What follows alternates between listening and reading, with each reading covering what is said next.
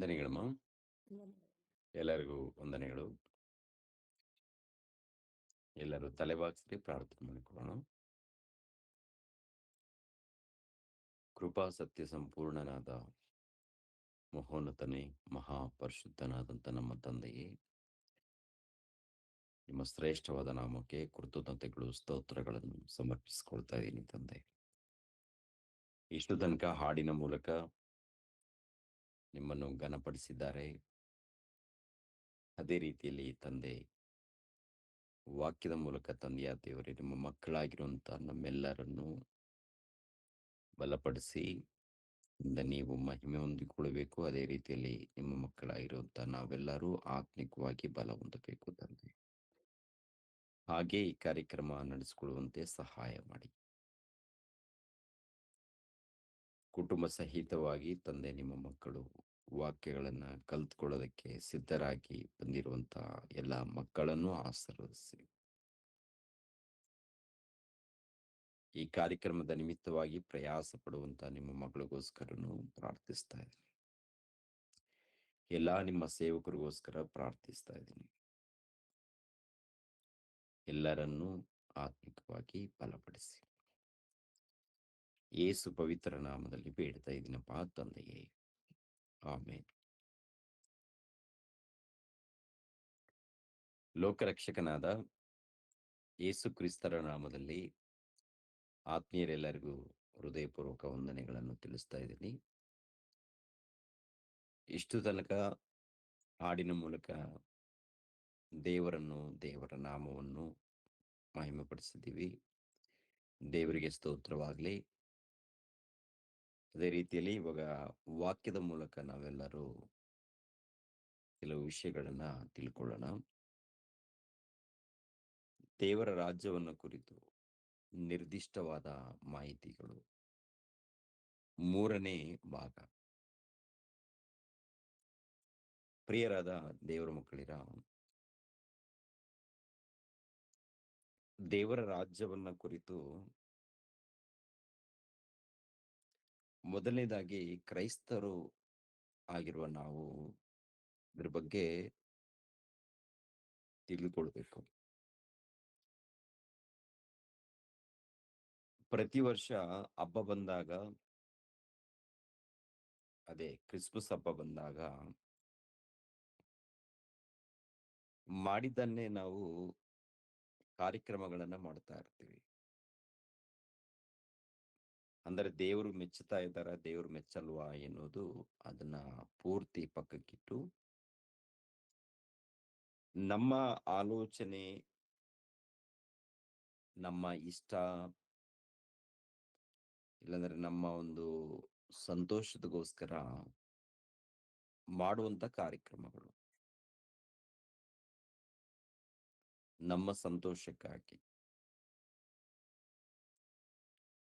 ನಮ್ಮ ಸಂತೋಷಕ್ಕಾಗಿ ನಡೀತಾ ಇದೆಯಾ ಅಂತ ನೋಡುವಾಗ ಹೌದು ಪ್ರಿಯರೇ, ಒಬ್ಬರನ್ನ ನೋಡಿ ಒಬ್ಬರು ಮಾಡುವಂಥದ್ದು. ಈ ಹಬ್ಬದಲ್ಲಿ ಇವರು ಈ ರೀತಿ ಕಾರ್ಯಕ್ರಮ ಮಾಡ್ತಾ ಇದ್ದಾರೆ, ನಾವು ಕೂಡ ಹೀಗೆ ಮಾಡೋಣ, ನಾವು ಹೀಗೆ ಮಾಡೋಣ ಅಂತೇಳಿ ಒಬ್ಬರನ್ನ ನೋಡಿ ಒಬ್ಬರು ಕಾರ್ಯಕ್ರಮಗಳನ್ನ ಮಾಡುವಂಥದ್ದು ನಾವು ನೋಡ್ತಾ ಇದ್ದೀವಿ. ಈ ಹಬ್ಬದ ಕಾರ್ಯಕ್ರಮ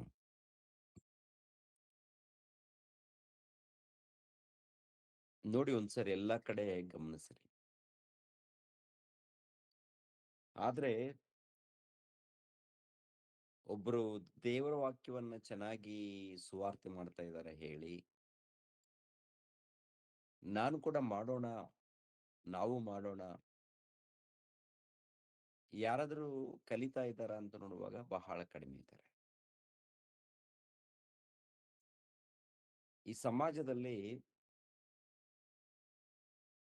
ಒಬ್ಬರನ್ನ ನೋಡಿ ಒಬ್ಬರು ಎಂತ ಕಾರ್ಯಕ್ರಮಗಳಪ್ಪ ಅಂತ ನೋಡುವಾಗ ಏನ್ರಿ, ಮನೆ ಡೆಕೋರೇಷನ್ ಮಾಡಿಕೊಳ್ಳುವಂತ ಕೆಲಸ, ಚರ್ಚು ಒಳ್ಳೆ ರೀತಿಯಿಂದ ಏನ್ರಿ ಕ್ಲೀನ್ ಮಾಡಿಕೊಳ್ಳುವಂತ ಕೆಲಸದಲ್ಲಿ, ಎರಡನೇದಾಗಿ ಡೆಕೋರೇಷನ್ ಮಾಡುವಂತ ಕೆಲಸದಲ್ಲಿ, ಈ ಸಭೆಯವರು ಹೀಗೆ ಅದ್ಭುತವಾಗಿ ರೆಡಿ ಮಾಡ್ಕೊಂಡಿದ್ದಾರೆ, ನಾವು ಕೂಡ ರೆಡಿ ಮಾಡ್ಕೊಳ್ಳೋಣ. ಈ ಸಭೆಯವರು ಒಳ್ಳೆ ಒಂದು ಕರೆಂಟ್ ಮೂಲಕ, ಬಲ್ಬ್‌ಗಳ ಮೂಲಕ ಒಳ್ಳೆ ರೀತಿಯಿಂದ ಅವರು ಅಲಂಕರಿಸಿದ್ದಾರೆ. ನಾವು ಕೂಡ ಹಾಗೆ ಲೈಟ್‌ಗಳ ಮೂಲಕ ಅಲಂಕರಿಸೋಣ, ಸ್ಟಾರ್‌ಗಳ ಮೂಲಕ ಅಲಂಕರಿಸೋಣ ಅಂತೇಳಿ ಈ ರೀತಿ ಹೊರಗಡೆ ಅಲಂಕರಣ ನೋಡ್ತಾ ಇದ್ದೀವಿ. ಹೊರಗಡೆ ಹಾಗೆ ನಡೀತಾ ಇದೆ. ಸುವಾರ್ತೆ ವಿಷಯದಲ್ಲಿ ಯಾಕೆ ಹೀಗೆ ನಡೀತಾ ಇಲ್ಲ? ನೋಡಿ, ನಮ್ಮ ಕ್ರೈಸ್ತ ಸಮಾಜದಲ್ಲಿ ಮನೆಗಳು, ಚರ್ಚುಗಳು ಎಲ್ಲವನ್ನು ಒಬ್ಬರನ್ನ ನೋಡಿ ಒಬ್ಬರು ಡೆಕೋರೇಷನ್ ಮಾಡಿಕೊಳ್ಳುವಂಥದ್ದು. ಇದರಿಂದ ದೇವರು ಸಂತೋಷ ಪಡ್ತಾರಾ ಅಥವಾ ದುಃಖ ಪಡ್ತಾರಾ ಅಂತ ನೋಡುವಾಗ, ದೇವರು ಸಂತೋಷ ಪಡುವಂಥದ್ದು ಏನಿಲ್ಲ, ನಮ್ಮ ಸಂತೋಷನೇ. ನಮ್ಮ ಸಂತೋಷ. ಲೈಟ್‌ಗಳಿದೆಯಲ್ಲ, ಚಿಕ್ಕ ಲೈಟ್‌ಗಳು, ದೊಡ್ಡ ಲೈಟ್‌ಗಳು, ಬಲ್ಬ್‌ಗಳು ಎಲ್ಲ ಲೈಟ್‌ಗಳ ಮೂಲಕ ಡೆಕೋರೇಷನ್ ಮಾಡ್ಕೊಂಡಿದಾರಲ್ಲ, ಯಾರಿಗ್ ಸಂತೋಷ? ನಮ್ಮ ಸಂತೋಷನೇ. ಈ ಕಾರ್ಯಕ್ರಮಗಳು ಕೂಡ ನೋಡಿ ಯಾರಿಗೆ ಸಂತೋಷ? ಹೆಣ್ಣು ಮಕ್ಕಳ ಮೂಲಕ ಇಲ್ಲ ಹುಡುಗರ ಮೂಲಕ ಡ್ಯಾನ್ಸ್‌ಗಳು ಮಾಡಿಸುವಂಥದ್ದು ನೋಡ್ತಾ ಇದೀವಲ್ಲ, ಯಾರಿಗ್ ಸಂತೋಷ? ದೇವ್ರು ಮಾತ್ರ ಸಂತೋಷ ಪಡಲ್ಲ. ನಮ್ಮ ಸಂತೋಷಕ್ಕಾಗಿ ನಾವು ಮಾಡಿಕೊಳ್ಳುವಂತ ಕಾರ್ಯಕ್ರಮಗಳು. ನಮ್ಮ ಕ್ರೈಸ್ತ ಸಮಾಜದಲ್ಲಿ. ಇಲ್ಲಿ ತಪ್ಪು ನಡೀತಾ ಇದೆ ಅಂತ ಹೇಳೋರು ಯಾರಿದ್ದಾರೆ? ತಪ್ಪು ನಡೀತಾ ಇದೆ, ಸರಿಪಡಿಸ್ಕೊಳ್ರಿ ಅಂತ ಹೇಳೋರು ಯಾರಿದ್ದಾರೆ? ಆ ರೀತಿ ಹೇಳಿದ್ರೆ ಅವ್ರ ಮೇಲೆ ದ್ವೇಷ ಇಟ್ಕೊಳ್ತಾರೆ ವಿನಃ ಪ್ರೀತಿ ಇಟ್ಕೊಳ್ಳಲ್ಲ. ದ್ವೇಷ ಇಟ್ಕೊಳ್ತಾರೆ. ಪ್ರಿಯರಾದ ದೇವರ ಮಕ್ಕಳಿರ, ಯಾರೊಟ್ಟಿಗೆ ದ್ವೇಷ ಇಟ್ಕೋಬಾರ್ದು ನಾವು ಅಂತೇಳಿ ಅನುಕೂಲರಾದ ಬೋಧಕರನ್ನ ಏರ್ಪಾಟ್ ಮಾಡ್ಕೊಂಡಿದ್ದಾರೆ. ಬೋಧಕರು ಕೂಡ ಹೇಗಿರ್ತಾರಂದ್ರೆ, ನಮ್ ಸಭೆಯಲ್ಲಿದ್ದಂತ ಜನರು ಹೇಗಿರ್ತಾರೋ ಅವ್ರಿಗೆ ಅನುಕೂಲ. ಅವ್ರಿಗೆ ಅನುಕೂಲವಾಗಿ ನಾವು ಬೋಧನೆ ಮಾಡ್ಲೇಬಾರ್ದು. ಅನುಕೂಲವಾದ ಬೋಧನೆ ಮಾಡ್ಲೇ ಕೂಡ್ದು. ಅನುಕೂಲವಾಗಿ ಬೋಧನೆ ಮಾಡಿಲ್ಲ ಅಂದ್ರೆ ಇವರನ್ನ ಏನ್ ಮಾಡ್ತಾರೆ ಸಭೆಯವರು? ಕಿತ್ತಿ ಬಿಸಾಡ್ಬಿಡ್ತಾರೆ ಪ್ರೇರೆ. ಇಲ್ಲಿಂದ ನಮ್ಗ್ ಬೇಕಾಗಿಲ್ಲ ಅಂತೇಳಿ ಅವ್ರ ಸಭೆಗೆ ಹೋಗೋದ್ ಬಿಡ್ತಾರೆ. ಎರಡನೇದಾಗಿ ಆ ಸಭೆ ಸೇವಕರನ್ನ ಟ್ರಾನ್ಸ್‌ಫರ್ ಮಾಡುವಂಥದ್ದು ನೋಡ್ತೀವಿ. ಅಂದ್ರೆ ದುಡ್ಡು ಕೊಟ್ಟು ಸೇವಕರನ್ನ ನೇಮಿಸ್ಕೊಂಡಿರ್ತಾರೆ ಸಭೆಯಲ್ಲಿ. ಸೇವಕರು ದುಡ್ಡುಗೋಸ್ಕರ ಸುವಾರ್ತೆ ಮಾಡ್ಬೇಕು. ಏನ್ ಮಾಡ್ತಾರವ್ರು? ಅನುಕೂಲವಾದ ಬೋಧನೆ ಮಾಡ್ತಾರೆ. ಅನುಕೂಲವಾದ ಬೋಧನೆ. ಒಂದ್ಸರಿ ನೋಡಿ ಪ್ರಿಯರೇ, ತಿಮೋಥೆಯನಿಗೆ ಬರೆದ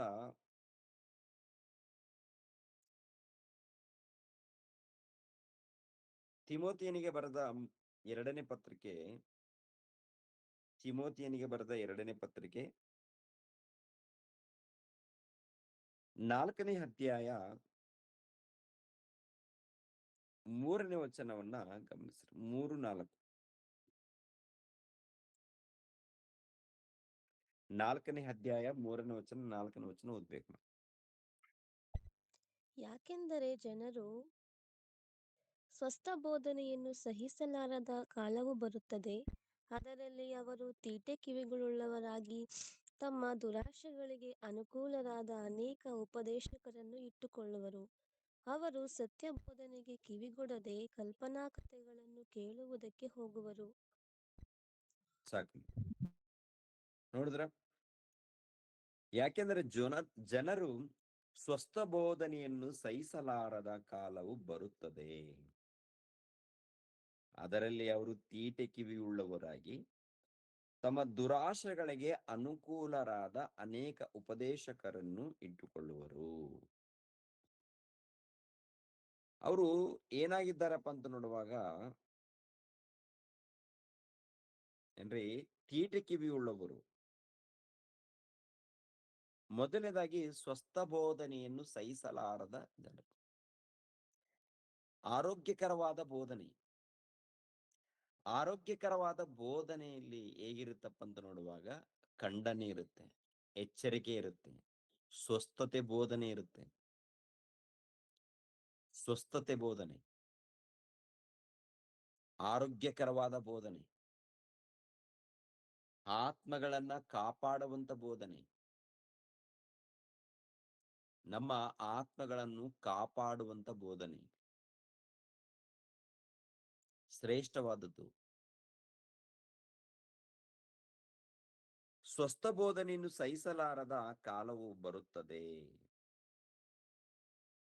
ಅದರಲ್ಲಿ ಅವರು ತೀಟೆ ಕಿವಿಯುಳ್ಳವರಾಗಿ ತಮ್ಮ ದುರಾಶೆಗಳಿಗೆ ಅನುಕೂಲರಾದ ಅನೇಕ ಉಪದೇಶಕರನ್ನು ನೇಮಿಸಿಕೊಳ್ತಾರಂತೆ. ಅನೇಕ ಉಪದೇಶಕರನ್ನು ಅನುಕೂಲರಾಗಿ. ಮೊದಲನೇದಾಗಿ ಆರೋಗ್ಯಕರವಾದ ಬೋಧನೆಯನ್ನ ಕೇಳಲಂತೆ. ಆರೋಗ್ಯಕರವಾದ ಬೋಧನೆ, ಸ್ವಸ್ಥ ಬೋಧನೆ. ಗಮನಿಸ್ಬೇಕು ಪ್ರಿಯರೇ, ಸ್ವಸ್ಥ ಬೋಧನೆ ಕೇಳಲ್ವಾ? ಇದು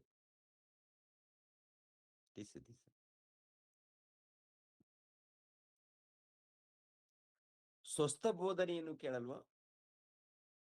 ಸ್ವಸ್ಥ ಬೋಧನೆ ಮನುಷ್ಯನಿಗೆ ಇಷ್ಟ ಆಗಲ್ಲ. ಸ್ವಸ್ಥ ಬೋಧನೆಯಲ್ಲಿ ಏನಿರುತ್ತಪ್ಪ ಅಂತ ನೋಡುವಾಗ ಖಂಡನೆ ಇರುತ್ತೆ. ತಪ್ಪುಗಳು ನಡೆದಾಗ ಖಂಡನೆ, ಎಚ್ಚರಿಕೆ ಮಾತಿರುತ್ತೆ. ಎರಡನೇದಾಗಿ ಆ ಒಂದು ಬೋಧನೆ ಕಠಿಣವಾಗಿರುತ್ತೆ. ಕಠಿಣ ಅಂದ್ರೆ ವಾಕ್ಯಗಳು. ವಾಕ್ಯ ಅಂದ್ರೆ ದೇವರ ಕಾನೂನು, ದೇವರ ಆಜ್ಞೆಗಳು, ದೇವರ ಕಾನೂನು ಅನ್ಬೋದು. ಅದಕ್ಕೆ ಅವು ಹೇಗಿರುತ್ತಪ್ಪ ಅಂತ ನೋಡುವಾಗ ಕಠಿಣವಾಗಿ ಇರುತ್ತೆ. ಸ್ವಸ್ಥ ಬೋಧನೆ ಅಂದ್ರೆ ಹಾಗೇನೆ ಇರುತ್ತೆ. ಇವರು ಅದಕ್ಕೆ ಒಪ್ಪಲ್ಲ. ಮತ್ತೆ ಯಾವ್ದು ಬೇಕು ಅಂತಾರೆ? ಅನುಕೂಲವಾದ ಬೋಧನೆ. ಅನುಕೂಲವಾದ ಬೋಧನೆ ಅಂದ್ರೆ ಏನು? ಅನುಕೂಲವಾದ ಬೋಧನೆ ಅಂದ್ರೆ ಏನು ಅಂದ್ರೆ ಇವ್ರನ್ನ ಖಂಡಿಸಬಾರದು, ಇವ್ರಿಗೆ ಬುದ್ಧಿಮತ್ತೆ ಹೇಳ್ಬಾರ್ದು, ದೇವರ ವಾಕ್ಯವನ್ನು ಓದಿ ಅದು ಹೇಗಿದ್ರು ಕೂಡ ಕಥೆಗಳನ್ನ ಹೇಳಿ.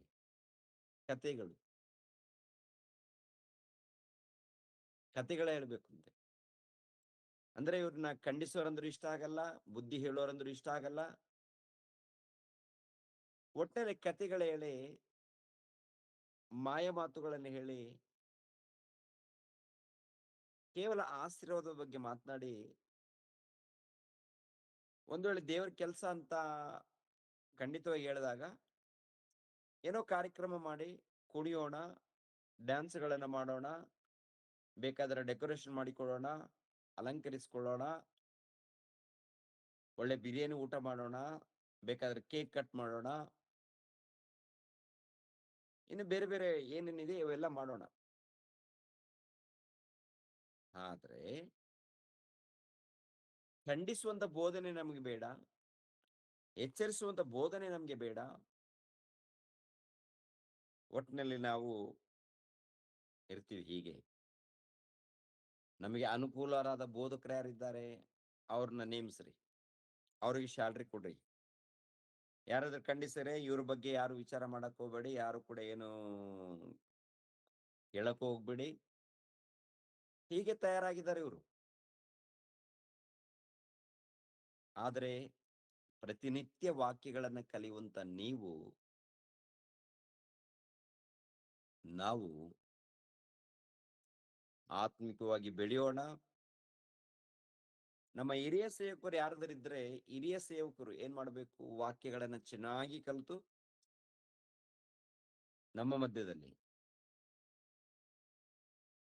ಒಂದು ವೇಳೆ ಖಂಡಿಸಿದಾಗ ಅದನ್ನ ನಾವು ಸ್ವೀಕರಿಸಬೇಕು, ಅಂಗೀಕರಿಸಬೇಕು.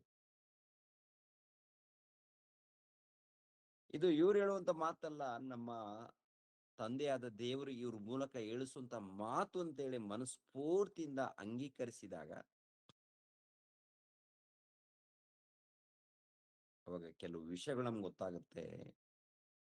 ನಾವು ದೇವರಿಗೆ ವಿಧೇಯರಾದಾಗ ಆತ್ಮಿಕವಾದಂತ ಆಶೀರ್ವಾದವನ್ನ ನಾವು ಪಡ್ಕೊಳ್ತೀವಿ ಪ್ರಿಯ.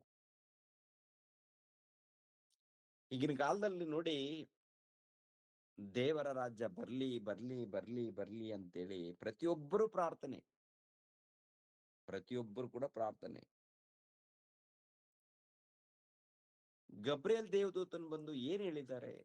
ಏನಾದ್ರೂ ಅರ್ಥ ಆಗಿದೆಯಾ? ಗಬ್ರಿಯಲ್ ದೇವದೂತನ್ ಬಂದು ಏನ್ ಹೇಳಿದ್ದಾನೆ? ಲೂಕನ ಬರೆದ ಸುವಾರ್ತೆ 1ನೇ ಅಧ್ಯಾಯ 26ನೇ ವಚನ. ಲೂಕನ್ ಬರೆದ ಸುವಾರ್ತೆ 1ನೇ ಅಧ್ಯಾಯ 26ನೇ ವಚನ. 6ನೆಯ ತಿಂಗಳಲ್ಲಿ ದೇವರು ಗಬ್ರಿಯೇಲನೆಂಬ ತನ್ನ ದೂತನನ್ನು ಗಲಿಲಾಯ ಸೀಮೆಯ ನಜರೇತ್ ಎಂಬ ಊರಿಗೆ ಒಬ್ಬ ಕನ್ಯೆಯ ಬಳಿಗೆ ಕಳುಹಿಸಿದನು. ಆ ಕನ್ಯೆಯ ಹೆಸರು ಮರಿಯಳು. ಆಕೆಯು ದಾವೀದನ ಮನೆತನದ ಯೋಸೇಫನೆಂಬ ಪುರುಷನಿಗೆ ನಿಶ್ಚಿತಾರ್ಥವಾಗಿದ್ದಳು.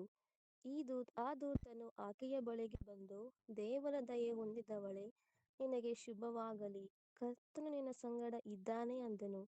ಆಕೆಯು ಆ ಮಾತಿಗೆ ತತ್ತರಿಸಿ, ಇದೆಂಥ ಆಶೀರ್ವಾದ ಎಂದು ಯೋಚನೆ ಮಾಡುತ್ತಿರಲಾಗಿ, ಆ ದೂತನು ಆಕೆಗೆ, ಮರಿಯಳೇ, ಹೆದರಬೇಡ, ನಿನಗೆ ದೇವರ ದಯೆ ದೊರಕಿತು. ಇಗೋ, ನೀನು ಗರ್ಭಿಣಿಯಾಗಿ ಒಬ್ಬ ಮಗನನ್ನು ಹೆರುವಿ, ಆತನಿಗೆ ಯೇಸುವೆಂದು ಹೆಸರಿಡಬೇಕು. ಆತನು ಮಹಾಪುರುಷನಾಗಿ ಪರಾತ್ಪರನ ಕುಮಾರನೆನಿಸಿಕೊಳ್ಳುವನು. ಇದಲ್ಲದೆ ದೇವರಾಗಿರುವ ಕರ್ತನು ಆತನ ಮೂಲಪಿತನಾದ ದಾವೀದನ ಸಿಂಹಾಸನವನ್ನು ಆತನಿಗೆ ಕೊಡುವನು. ಆತನು ಯಾಕೋಬನ ವಂಶವನ್ನು ಸದಾಕಾಲ ಆಳುವನು.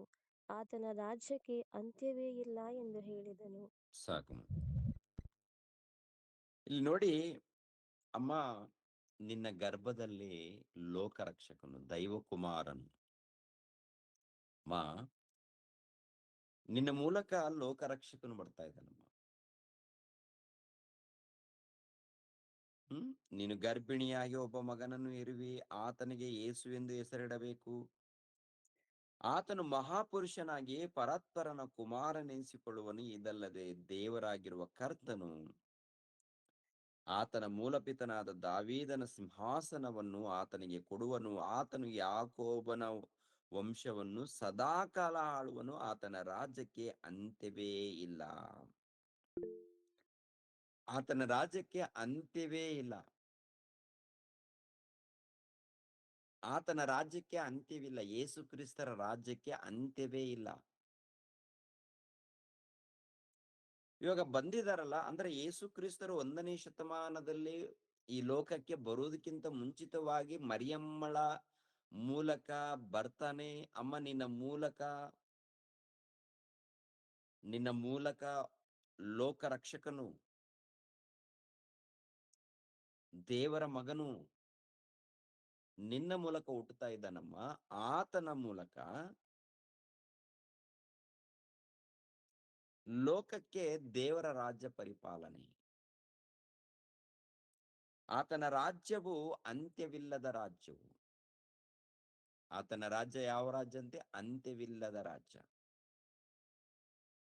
ಅಮ್ಮ, ನಿನ್ನ ಮಗನು ಹುಟ್ಟುತ್ತಾ ಇದ್ದಾನೆ.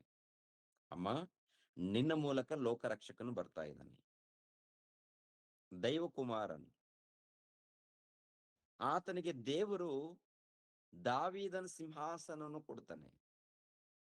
ಈತನು ಯಾಕೋಬರ ಇಲ್ಲ ಇಸ್ರಾಯೇಲ್ಯರನ್ನು, ಲೋಕವನ್ನು ಈತನು ಆಳ್ವಿಕೆ ಮಾಡ್ತಾನೆ. ಆತನ ರಾಜ್ಯಕ್ಕೆ ಅಂತ್ಯವಿಲ್ಲ. ಆತನ ರಾಜ್ಯಕ್ಕೆ ಏನಿಲ್ಲ? ಅಂತ್ಯವಿಲ್ಲ, ಕೊನೆ ಇಲ್ಲ, ಮುಕ್ತಾಯವಿಲ್ಲ. ಯಾವಾಗಿಂದ ಪ್ರಾರಂಭವಾಗುತ್ತೆ? ಯಾವಾಗಿಂದ ಪ್ರಾರಂಭವಾಗುತ್ತೆ? ನಿನ್ನ ಗರ್ಭದಲ್ಲಿ ಬಂದಿರುವಂತ ಈತನ ಮೂಲಕ ದೇವರು ರಾಜ್ಯವನ್ನು ಕೊಡ್ತಾ ಇದ್ದಾನೆ. ಈತನ ಮೂಲಕ ರಾಜ್ಯ ಸ್ಥಾಪನೆ ಆಗುತ್ತೆ. ಇವಾಗೆ ಆಗುತ್ತಾ? ಆಮೇಲೆ ಆಗುತ್ತಾ?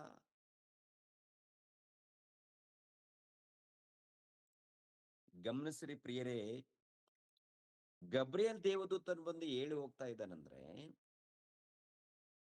ಅದನ್ನು ಹುಟ್ಟಿದ್ದೇ ದೇವರ ರಾಜ್ಯವನ್ನ ಸ್ಥಾಪನೆ ಮಾಡೋದಕ್ಕೆ. ಹುಟ್ಟಿದ್ದೇ ದೇವರ ರಾಜ್ಯವನ್ನ ಸ್ಥಾಪನೆ ಮಾಡೋದಕ್ಕೆ.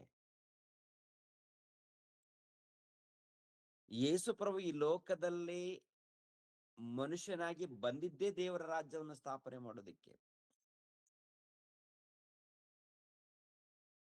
ಯೇಸು ಕ್ರಿಸ್ತರು ಈ ಲೋಕಕ್ಕೆ ಬಂದಿದ್ದೇ ದೇವರ ರಾಜ್ಯವನ್ನ ಸ್ಥಾಪನೆ ಮಾಡೋದಕ್ಕೆ.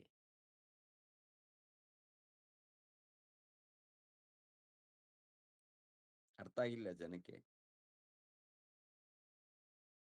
ಆತನು ಮಹಾಪುರುಷನಾಗಿ ಪರಾತ್ಪರನ ಕುಮಾರನೆನಿಸಿಕೊಳ್ಳುವನು. ಇದಲ್ಲದೆ ದೇವರಾಗಿರುವ ಕರ್ತನು ಆತನ ಮೂಲಪಿತನಾದ ದಾವೀದನ ಸಿಂಹಾಸನವನ್ನು ಆತನಿಗೆ ಕೊಡುವನು. ಆತನು ಯಾಕೋಬನ ವಂಶವನ್ನು ಸದಾಕಾಲ ಆಳುವನು. ಆತನ ರಾಜ್ಯಕ್ಕೆ ಅಂತ್ಯವೇ ಇಲ್ಲ ಎಂದು ಹೇಳಿದನು. ಆತನ ರಾಜ್ಯಕ್ಕೆ ಅಂತ್ಯವಿಲ್ಲ, ಕೊನೆ ಇಲ್ಲ, ಅಂತ್ಯವಿಲ್ಲ. ನಿನ್ನ ಗರ್ಭದಿಂದ ಬಂದಂತ ವ್ಯಕ್ತಿ ಮೂಲಕ ದೇವರು ರಾಜ್ಯವನ್ನ ಸ್ಥಾಪನೆ ಮಾಡ್ತಾನೆ. ದೇವರೇ ಅಧಿಕಾರ ಕೊಡ್ತಾನೆ ಅಂತೇಳಿ ಇಲ್ಲಿ ಗಬ್ರಿಯಲ್ ದೇವದೂತನು ಕ್ಲಾರಿಟಿ ಕೊಟ್ಟಿದ್ದಾನೆ ಪ್ರಿಯರೇ. ಎಲ್ಲರಿಗೂ ಅರ್ಥ ಆಗುವಂತ ರೀತಿಯಲ್ಲಿ ಗಬ್ರಿಯಲ್ ದೇವದೂತನು ಹೇಳಿದ್ದಾನೆ. ಅದನ್ನು ದೇವರು ಭಕ್ತರ ಮೂಲಕ ಬರೆಸಿದ್ದಾನೆ. ದೇವರು ಎಲ್ಲಾದ್ರೂ ಮಿಸ್ಟೇಕ್ ಬರ್ಸಿದಾರಾ? ಅಪಾರ್ಥ ಮಾಡಿಕೊಳ್ಳೋದಕ್ಕೆ ಏನಾದ್ರೂ ಕಾಣ್ತಾ ಇದೆಯಾ ಅಂತ ನೋಡುವಾಗ ಅಪಾರ್ಥ ಮಾಡಿಕೊಳ್ಳೋದಕ್ಕೆ ಏನು ಕಾಣ್ತಾ ಇಲ್ಲ. ನ್ಯಾಯವಾಗಿ ಕರೆಕ್ಟ್ ಆಗಿ ದೇವರು ಬರೆಸಿದ್ದಾರೆ. ಚಿಕ್ಕ ಹುಡುಗರು ಕೂಡ ಅರ್ಥ ಮಾಡಿಕೊಳ್ಬಹುದು. ಆದ್ರೆ ಯಾವನೋ ಒಬ್ಬನು ಹೇಳಿದಾನೆ ದೇವರ ರಾಜ್ಯ ಇದಲ್ಲ ಆಮೇಲೆ ಬರುತ್ತಂತೆ, ಅವನು ಹೇಳಿದಾನೆ ಪ್ರಿಯರೇ. ಅದನ್ನೇ ಟೋಟಲ್ ಪ್ರಪಂಚ ಪಾಲಿಸ್ಕೊಂಡು ಹೋಗ್ತಾ ಇದೆ. ಇವಾಗ ಯೇಸು ಕ್ರಿಸ್ತರು ಬಂದಿದ್ದು ದೇವರ ರಾಜ್ಯವನ್ನ ಸ್ಥಾಪನೆ ಮಾಡೋದಕ್ಕಲ್ಲ, ಕೇವಲ ಸಭೆಯನ್ನ ಸ್ಥಾಪನೆ ಮಾಡಿ ಹೋಗಿದ್ದಾರೆ. ಆಮೇಲೆ ಬರ್ತಾರೆ, ಮಧ್ಯ ಆಕಾಶದಲ್ಲಿ ಬರ್ತಾರೆ. ಆಮೇಲೆ ಮಧ್ಯ ಆಕಾಶದಲ್ಲಿ ಬಂದು ದೇವರ ರಾಜ್ಯವನ್ನ ಸ್ಥಾಪನೆ ಮಾಡ್ತಾರೆ ಅಂತೇಳಿ ಯಾವುದೋ ಒಂದು ಕಲ್ಪನೆ ಅವನ ಮನಸ್ಸಿನಲ್ಲಿ ಏನು ಹುಟ್ಟಿದ್ಯೋ ಅದನ್ನ ಹೇಳಿದ್ದಾನೆ. ಅದು ಪಾಲಿಸ್ತಾ ಇದ್ದಾರೆ ವಿನಃ ದೇವರ ವಾಕ್ಯವನ್ನು ಪಾಲಿಸ್ತಾ ಇಲ್ಲ. ಈ ವರ್ಷಕ್ಕೊಂದು ಸಾರಿ ಹಬ್ಬವನ್ನ ಮಾಡುವಂತ ಆಚಾರಗಳು ಕೂಡ ಇಷ್ಟೇ ಏನ್ರಿ. ಹಬ್ಬ ಮಾಡಿಕೊಳ್ಬಾರದು ಎನ್ನುವಂಥದ್ದು ನನ್ನ ಉದ್ದೇಶ ಅಲ್ವೇ ಅಲ್ಲ. ನೀವು ಹಬ್ಬ ಮಾಡ್ಕೊಳ್ತೀರಾ, ಹಬ್ಬದಲ್ಲಿ ಏನಿರುತ್ತೆ? ಒಳ್ಳೆ ಊಟ, ಎಲ್ಲರೂ ಒಬ್ರಿಗೊಬ್ರು ವಿಶ್ ಮಾಡ್ಕೊಳ್ತೀವಿ. ಪ್ರಭು ಹುಟ್ಟಿದ್ದಾರೆ, ದೇವ್ರ ಸ್ತೋತ್ರವಾಗಲಿ, happy Christmas, happy Christmas, merry Christmas ಎಲ್ಲ ಅಂತ ವಿಶ್ ಮಾಡ್ಕೊಳ್ತೀವಿ. ಆಮೇಲೆ ನಮ್ ಕೈಲಾದ್ರೆ ಬಿರಿಯಾನಿ ಪಾಕೆಟ್ಗಳನ್ನ ಯಾರೋ ಬಡವರಿಗೆ ಹಂಚ್ತೀವಿ. ಇನ್ನು ಕೆಲವರು ಬೆಡ್ಶೀಟ್ ಹಂಚ್ತಾರೆ. ಇನ್ನು ಕೆಲವರು ರಕ್ತದಾನ ಮಾಡ್ತಾರೆ. ಯಾವ್ದು ಅವ್ರಿಗೆ ಅನುಕೂಲವಾದದ್ದು ಏನೋ ಒಂದು ಮಾಡ್ಕೊಂಡು ಹೋಗ್ತಾರೆ. ಇದು ಹಬ್ಬ ಅಂದುಕೊಳ್ತಾರೆ. ಪ್ರಿಯರೇ, ನೀವೆಲ್ಲರೂ ಸತ್ಯವಾದಂತ ಬೋಧನೆಗೆ, ಸತ್ಯವಾದಂತ ನಿಜವಾದ ಸಭೆಗೆ ನೀವು ಬಂದಿದ್ದೀರಾ. ನೀವು ಭಾಗ್ಯವಂತರು, ನೀವು ಶ್ರೇಷ್ಠರು. ಪ್ರತಿ ದಿನಾಲು ದೇವರ ವಾಕ್ಯಗಳನ್ನ ಕಲಿತಾ ಇದ್ದೀರಾ. ಆದರೆ ಲೋಕದಲ್ಲಿ ವಾಕ್ಯವನ್ನು ಇಷ್ಟಪಡ್ತಾ ಇಲ್ಲ.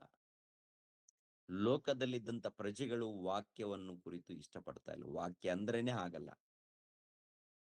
ಆದ್ರೆ ನೀವು ಪ್ರತಿನಿತ್ಯ ವಾಕ್ಯದಗೋಸ್ಕರ ಕುಟುಂಬ ಸಹಿತವಾಗಿ, ಮಕ್ಕಳು ಸಹಿತವಾಗಿ ಕುಳಿತುಕೊಂಡು ಹೇಳ್ತಾ ಇದ್ದೀರಲ್ಲ, ನೀವು ಧನ್ಯರು. ನೀವು ಧನ್ಯರು. ದೇವರ ರಾಜ್ಯ ಸ್ಥಾಪನೆ ಮಾಡೋದಕ್ಕೇನೆ 1ನೇ ಶತಮಾನದಲ್ಲಿ ಮರಿಯಮ್ಮಳ ಗರ್ಭದ ಮೂಲಕ ಈ ಲೋಕಕ್ಕೆ ಬಂದಿದ್ದಾರೆ ಮರಿಯಮ್ಮನ ಮೂಲಕ. ಬಂದಂತ ಈ ಪ್ರಭು ವಿಷಯದಲ್ಲಿ ಪ್ರಿಯರ ದೇವರ ಮಕ್ಕಳಿರ ನಡೆಯುವಂತ ಪ್ರವಾದನೆ ಆದಿಕಾಂಡ ಮೊದಲುಗೊಂಡು ಮಲಾಕಿಯವರೆಗೆ ಅನೇಕ ಪ್ರವಾದನೆಗಳಿದೆ, ಅನೇಕ ಪ್ರವಾದನೆಗಳು.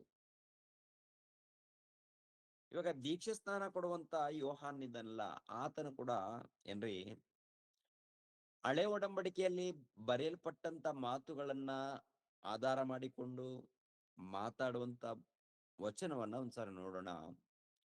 ಮತ್ತಾಯನು ಬರೆದ ಸುವಾರ್ತೆ 3ನೇ ಅಧ್ಯಾಯ 1ನೇ ವಚನ 2ನೇ ವಚನ 3ನೇ ವಚನವನ್ನು ನೋಡೋಣ. ಮತ್ತಾಯನು ಬರೆದ ಸುವಾರ್ತೆ 3ನೇ ಅಧ್ಯಾಯ 1ನೇ ವಚನ 2ನೇ ವಚನ. ಆ ದಿನಗಳಲ್ಲಿ ಸ್ನಾನಿಕನಾದ ಯೋಹಾನನು, ಪರಲೋಕ ರಾಜ್ಯವು ಸಮೀಪವಾಯಿತು, ದೇವರ ಕಡೆಗೆ ತಿರುಗಿಕೊಳ್ಳಿರಿ ಎಂದು ಯೂದಾಯದ ಅಡವಿಯಲ್ಲಿ ಸಾರಿ ಹೇಳುತ್ತಾ ಬಂದನು. ಕರ್ತನ ದಾರಿಯನ್ನು ಸಿದ್ಧ ಮಾಡಿರಿ, ಆತನ ಹಾದಿಗಳನ್ನು ನೆಟ್ಟಗೆ ಮಾಡಿರಿ ಎಂದು ಅಡವಿಯಲ್ಲಿ ಕೂಗುವವನ ಶಬ್ದವದೇ ಎಂಬುದಾಗಿ ಪ್ರವಾದಿಯಾದ ಯೆಶಾಯನಿಂದ ಸೂಚಿತನಾದವನು ಇವನೇ. ಸಾಕು ನೋಡಿದ್ರ, ಆ ದಿನಗಳಲ್ಲಿ ಸ್ನಾನಿಕನಾದ ಯೋಹಾನನು, ಪರಲೋಕ ರಾಜ್ಯವು ಸಮೀಪವಾಯಿತು, ದೇವರ ಕಡೆಗೆ ತಿರುಗಿಕೊಳ್ಳಿರಿ ಎಂದು ಯೂದಾಯ ಅಡವಿಯಲ್ಲಿ ಸಾರಿ ಹೇಳುತ್ತಾ ಬಂದನು. ಕರ್ತನ ದಾರಿಯನ್ನು ಸಿದ್ಧ ಮಾಡಿರಿ, ಕರ್ತನ ದಾರಿಯನ್ನು ಸಿದ್ಧ ಮಾಡಿರಿ, ಆತನ ಹಾದಿಗಳನ್ನು ನೆಟ್ಟಗೆ ಮಾಡಿರಿ ಎಂದು ಅಡವಿಯಲ್ಲಿ ಕೂಗುವವನ ಶಬ್ದವದೇ ಎಂಬುದಾಗಿ ಪ್ರವಾದಿಯಾದ ಯೆಶಾಯನಿಂದ ಸೂಚಿತವಾದವನು ಇವನೇ. ಯೆಶಾಯನ ಮೂಲಕ ಸೂಚಿತವನಾದವನು ಅಂದ್ರೆ ಯೆಶಾಯನ ಮೂಲಕ ಪ್ರವಾದನೆ. ಈ ಯೋಹಾನನ ಬಗ್ಗೆ ಕೂಡ ಬರೆಯಲ್ಪಟ್ಟಿದೆಯಾ ಪ್ರವಾದನೆ ಅಂತ ನೋಡುವಾಗ ಇದೆ. ಈತನು ಮುಂಚಿತವಾಗಿ ಬರ್ತಾನೆ, ಕರ್ತನ ದಾರಿಯನ್ನು ನೆಟ್ಟಗೆ ಮಾಡಲಿ ಅಂತ. ಕರ್ತನ ದಾರಿಯನ್ನು ನೆಟ್ಟಗೆ ಮಾಡಲಿ ಅಂದ್ರೆ ಪ್ರಾಮುಖ್ಯವಾದವರು ಪ್ರಭು. ಈ ಲೋಕಕ್ಕೆ ಪ್ರಾಮುಖ್ಯವಾದವರು, ಶ್ರೇಷ್ಠವಾದವರು. ಆತನು ಬರೋದಕ್ಕಿಂತ ಮುಂಚಿತವಾಗಿ ಕೆಲವು ಏನ್ ಮಾಡ್ಬೇಕು, ಇವರು ಯೋಹಾನನು ಬಂದು ಕೆಲವು ದಾರಿಯನ್ನು ನೆಟ್ಟಗೆ ಮಾಡಬೇಕು, ಸಿದ್ಧ ಮಾಡಿರಿ, ಆತನ ಹಾದಿಗಳನ್ನು ನೆಟ್ಟಗೆ ಮಾಡಿರಿ. ಯೆಶಾಯನ ಗ್ರಂಥದಲ್ಲಿ ಕೂಡ ಈ ಮಾತಿರುತ್ತೆ, ಯೆಶಾಯನ ಪ್ರವಾದಿ ಗ್ರಂಥ. ಯೆಶಾಯನ ಗ್ರಂಥ 40ನೇ ಅಧ್ಯಾಯ 3ನೇ ವಚನ 4ನೇ ವಚನವನ್ನು ಒಂದ್ಸಾರಿ ಗಮನಿಸೋಣ. 40ನೇ ಅಧ್ಯಾಯ 3ನೇ ವಚನದಿಂದ 4ನೇ ವಚನ. ಇಗೋ, ಒಂದು ವಾಣಿ, ಅರಣ್ಯದಲ್ಲಿ ಯೆಹೋವನ ದಾರಿಯನ್ನು ಸರಿಪಡಿಸಿರಿ, ಅಡವಿಯಲ್ಲಿ ನಮ್ಮ ದೇವರಿಗೆ ರಾಜಮಾರ್ಗವನ್ನು ನೆಟ್ಟಗೆ ಮಾಡಿರಿ. ಎಲ್ಲಾ ಹಳ್ಳ ಕೊಳ್ಳಗಳು ಮುಚ್ಚಲ್ಪಡುವವು, ಎಲ್ಲಾ ಬೆಟ್ಟ ಗುಡ್ಡಗಳು ತಗ್ಗಿಸಲ್ಪಡುವವು.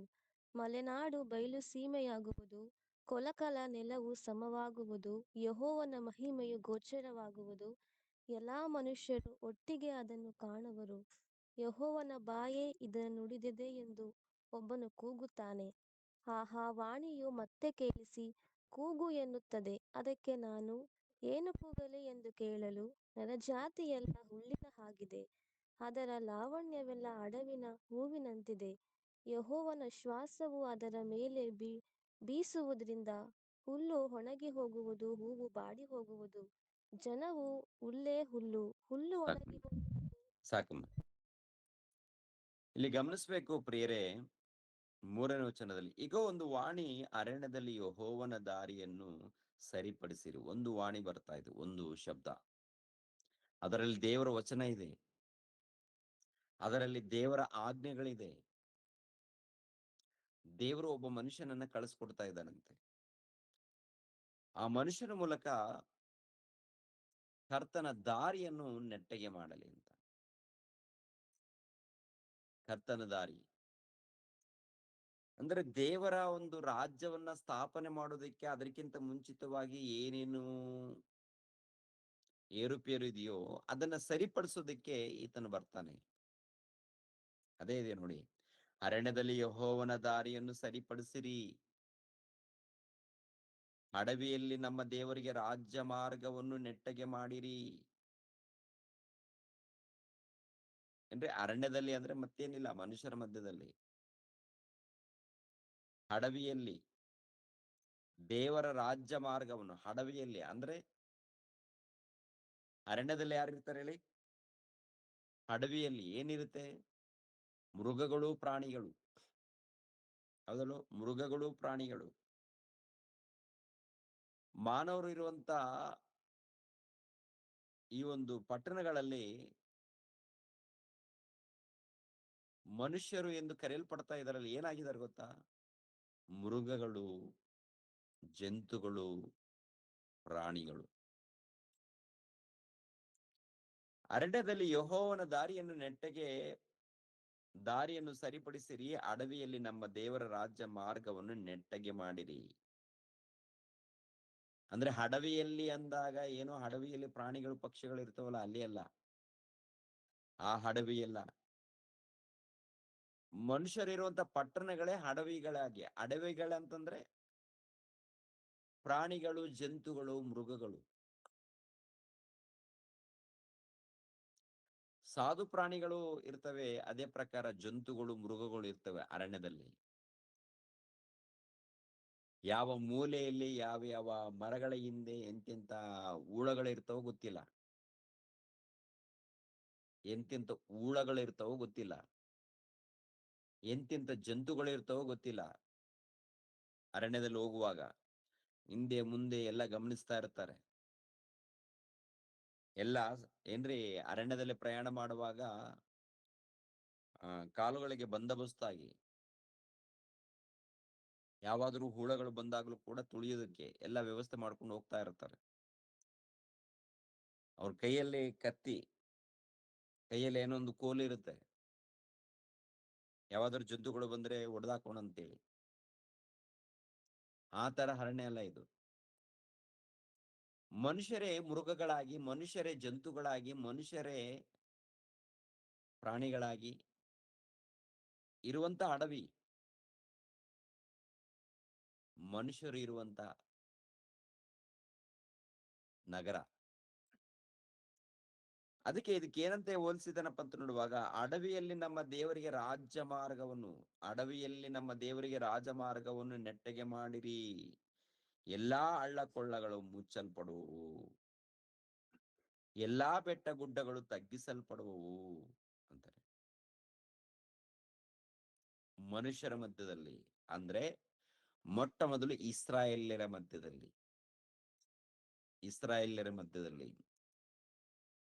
ಲೋಕದಲ್ಲಿ ಎಲ್ಲಾ ಹಳ್ಳ ಕೊಳ್ಳಗಳು ಮುಚ್ಚಲ್ಪಡುವವು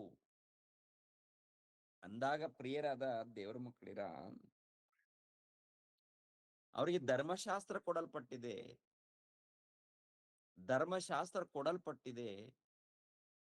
ಆ ಧರ್ಮಶಾಸ್ತ್ರದಲ್ಲಿ ಅನೇಕ ಆಜ್ಞೆಗಳು ಇವೆ ರೀ, ಅನೇಕ ಆಜ್ಞೆಗಳು ಧರ್ಮಶಾಸ್ತ್ರದಲ್ಲಿ. ಅವು ಮುಚ್ಚಲ್ಪಡಲಿ. ಅಡವಿಯಲ್ಲಿ ನಮ್ಮ ದೇವರಿಗೆ ರಾಜಮಾರ್ಗವನ್ನು ನೆಟ್ಟಗೆ ಮಾಡಿರಿ, ಎಲ್ಲಾ ಹಳ್ಳ ಕೊಳ್ಳಗಳನ್ನು ಮುಚ್ಚಲ್ಪಡಲಿ, ಎಲ್ಲಾ ಬೆಟ್ಟ ಗುಡ್ಡಗಳು ತಗ್ಗಿಸಲ್ಪಡುವವು.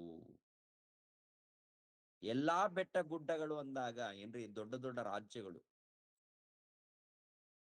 ಅಧಿಕಾರಿಗಳು. ಇದರಲ್ಲಿ ಕೂಡ ಯೆಹೂದ್ಯರ ಮಧ್ಯದಲ್ಲಿ ಇವರು ಬಹಳ ದೊಡ್ಡವರು, ಇವರು ಶ್ರೇಷ್ಠರು, ಇವರು ಗಟ್ಟಿಯಾಗಿದ್ದಾರೆ, ಇವರು ಅಧಿಕಾರದಲ್ಲಿದ್ದಾರೆ ಇಂತ ಯಾವುದು ಕೂಡ ದೇವರ ರಾಜ್ಯದಲ್ಲಿ ಮಾತಾಡಂಗಿಲ್ಲ. ದೇವರ ರಾಜ್ಯದಲ್ಲಿ ಇವರು ಮಹಾಯಾಜಕರು, ಇವರು ಯಾಜಕರು, ಇವರು ಶ್ರೇಷ್ಠರು. ಬೆಟ್ಟ ಗುಡ್ಡಗಳು ಅಂದ್ರೆ ಕೆಲವು ರಾಜ್ಯಕ್ಕೆ ಹೋಲಿಸ್ತಾರೆ, ಕೆಲವು ಅಧಿಕಾರಿಗಳಿಗೆ ಹೋಲಿಸ್ತಾರೆ. ಹಳ್ಳ ಕೊಳ್ಳಗಳಂದಾಗ ಕೆಲವು ಧರ್ಮಶಾಸ್ತ್ರ ಇದೆ ನೋಡಿ. ದೇವರು ಇಸ್ರಾಯೇಲ್ರಿಗೆ ಧರ್ಮಶಾಸ್ತ್ರವನ್ನು ಕೊಟ್ಟಿದ್ದಾರಲ್ವಾ? ಈ ಧರ್ಮಶಾಸ್ತ್ರದಲ್ಲಿ ಕೊಡಲ್ಪಟ್ಟಂತ ಕೆಲವು ಆಜ್ಞೆಗಳನ್ನ ಏನ್ ಮಾಡ್ತಾರೆ? ಸರಿಪಡಿಸುವಂಥದ್ದು. ಸರಿಪಡಿಸುವಂಥದ್ದು. ಸಬ್ಬಾತು ದಿನದಲ್ಲಿ ಅವ್ರು ಯಾವ ಕೆಲಸವನ್ನು ಮಾಡ್ಕೂಡುದು. ಅದ್ರ ಜೊತೆಗೆ ಏನ್ ಮಾಡಿದಾರಪ್ಪ ಅಂತ ನೋಡುವಾಗ, ನಾವು ಏನು ಕೆಲಸ ಮಾಡಬಾರ್ದು, ಯಾವ ಕೆಲಸ ಮಾಡಬಾರ್ದು. ಒಬ್ಬ ರೋಗಿಯನ್ನ ದೇವರು ಸ್ವಸ್ಥತೆ ಮಾಡಿರ್ತಾರೆ. ಒಬ್ಬ ಪಾರ್ಶ್ವವಾಯು ರೋಗಿಯನ್ನು ಸ್ವಸ್ಥತೆ ಮಾಡಿರ್ತಾರೆ. ನಿನ್ನ ಹಾಸಿಗೆಯನ್ನ ಎತ್ಕೊಂಡು ಹೋಗು ಅಂತ ಹೇಳಿರ್ತಾರೆ. ಹಾಸಿಗೆಯನ್ನು ಹೊತ್ಕೊಂಡು ಹೋದ್ರೆ ಇವ್ರು ಹಿಡಿತಾರೆ. ಯಾರು? ಯೆಹೂದ್ಯರು.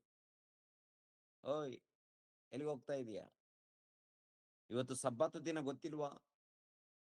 ಏನ್ ಹಾಸಿಗೆನ ಹೊತ್ಕೊಂಡು ಹೋಗ್ತಾ ಇದೀಯಾ? ಅನೇಕ ವರ್ಷಗಳಿಂದ ರೋಗದಲ್ಲಿದ್ದಾರಲ್ಲ, ರೋಗದಲ್ಲಿದ್ದಾಗ ಕೇಳಿಲ್ಲ ಇವರು. ಅವತ್ತು ಸಬ್ಬಾತು ದಿನ ಎಂದು ಅವತ್ತು ಯಾವ ಕೆಲಸ ಮಾಡ್ಕೊಡುದಂತೇಳಿ ಈ ಮನುಷ್ಯ ಹಾಸಿಗೆನ ಹೊತ್ಕೊಂಡು ಹೋಗ್ತಾ ಇದ್ದಾನೆ ಅಂತೇಳಿ ಹೊತ್ಕೊಂಡು ಹೋಗುವಂತದ. ಅದಕ್ಕಿಂತ ಮುಂಚಿತವಾಗಿ ರೋಗದಲ್ಲಿದ್ದಾನಲ್ಲ, ಅದ್ರ ಬಗ್ಗೆ ವಿಚಾರ ಮಾಡ್ತಾ ಇಲ್ಲ. ಏನಿದು? ಹಳ್ಳ ಕೊಳ್ಳಗಳು. ಅಂದ್ರೆ ಚಿಕ್ಕ ಚಿಕ್ಕ ವಿಷಯಗಳು ಇವ್ರು ಏನ್ ಮಾಡ್ತಾ ಇದಾರಪ್ಪ ಅಂತ ನೋಡುವಾಗ, ಈ ಇಸ್ರಾಯೇಲ್ಯರ ಮಧ್ಯದಲ್ಲಿ ಏರುಪೇರುಗಳಿದೆ ರೀ. ಏರುಪೇರುಗಳು. ಈ ಸಮಾಜವನ್ನ ಆಳುವಂತ ಅಧಿಕಾರಿಗಳು ಎಲೆಕ್ಷನ್ ನಿಂತಾಗ ಎಲೆಕ್ಷನ್ ಅಲ್ಲಿ ನಿಂತಾಗ ಹಳ್ಳಿಗಳಿಗೆ, ಗ್ರಾಮಗಳಿಗೆ ಸುತ್ತಾಡ್ತಾರೆ. ಸುತ್ತಾಡಿ ಕೆಲವರು ಒಳ್ಳೆ ನಾಯಕರು ಏನ್ ಮಾಡ್ತಾರಪ್ಪ ಅಂತ ನೋಡುವಾಗ, ನಿಮ್ಮ ಗ್ರಾಮಗಳಲ್ಲಿ ಏನ್ ಸಮಸ್ಯೆಗಳಿದೆ, ನಿಮ್ಮ ಗ್ರಾಮದಲ್ಲಿ ಏನೇನ್ ಸಮಸ್ಯೆಗಳಿದೆ, ನೀರಿನ ಕೊರತೆ ಇದೆಯಾ, ಕರೆಂಟಿನ ಕೊರತೆ ಇದೆಯಾ, ಶಾಲೆಗಳ ಕೊರತೆ, ಆಸ್ಪತ್ರೆಗಳ ಕೊರತೆ, ಪಾಲನೆ ಏನಾದ್ರೂ ಕೊರತೆ ಇದೆಯಾ, ಏನಾದ್ರೂ ಏರುಪೇರು ನಡೀತಾ ಇದೆಯಾ, ಇವೆಲ್ಲವನ್ನು ಕೂಡ ಒಳ್ಳೆ ನಾಯಕರು ಏನ್ ಮಾಡ್ತಾರಂದ್ರೆ ನೀಟಾಗಿ ಬರೆದುಕೊಳ್ತಾರೆ. ಯಾವಾಗ ಅಧಿಕಾರಕ್ಕೆ ಬರ್ತಾರೋ ಬಂದ ಮೇಲೆ ಅವನ್ನೆಲ್ಲ ಸರಿಪಡಿಸ್ತಾರೆ. ಅವನ್ನೆಲ್ಲ ಸರಿಪಡಿಸುವಂಥದ್ದು. ಇವಾಗ ಯೇಸು ಕ್ರಿಸ್ತರು ಈ ಲೋಕಕ್ಕೆ ಬಂದಿದ್ದೇ ರಾಜ್ಯವನ್ನ ಸ್ಥಾಪನೆ ಮಾಡೋದಕ್ಕೆ. ಅಂದ್ರೆ ದೇವರು ಕಳಿಸಿದ್ದೇ ದೇವರ ರಾಜ್ಯವನ್ನ ಸ್ಥಾಪನೆ ಮಾಡೋದಕ್ಕೆ. ಅದಕ್ಕಿಂತ ಮುಂಚಿತವಾಗಿ ಯೋಹಾನನನ್ನ ದೇವರು ಕಳಿಸಿಕೊಡುವಂಥದ್ದು. ಕೆಲವು ಏರುಪೇರುಗಳು ಇರುವಾಗ ಇವರು ಸರಿಪಡಿಸೋದಕ್ಕೆ ಅನೇಕ ಪ್ರಯತ್ನ.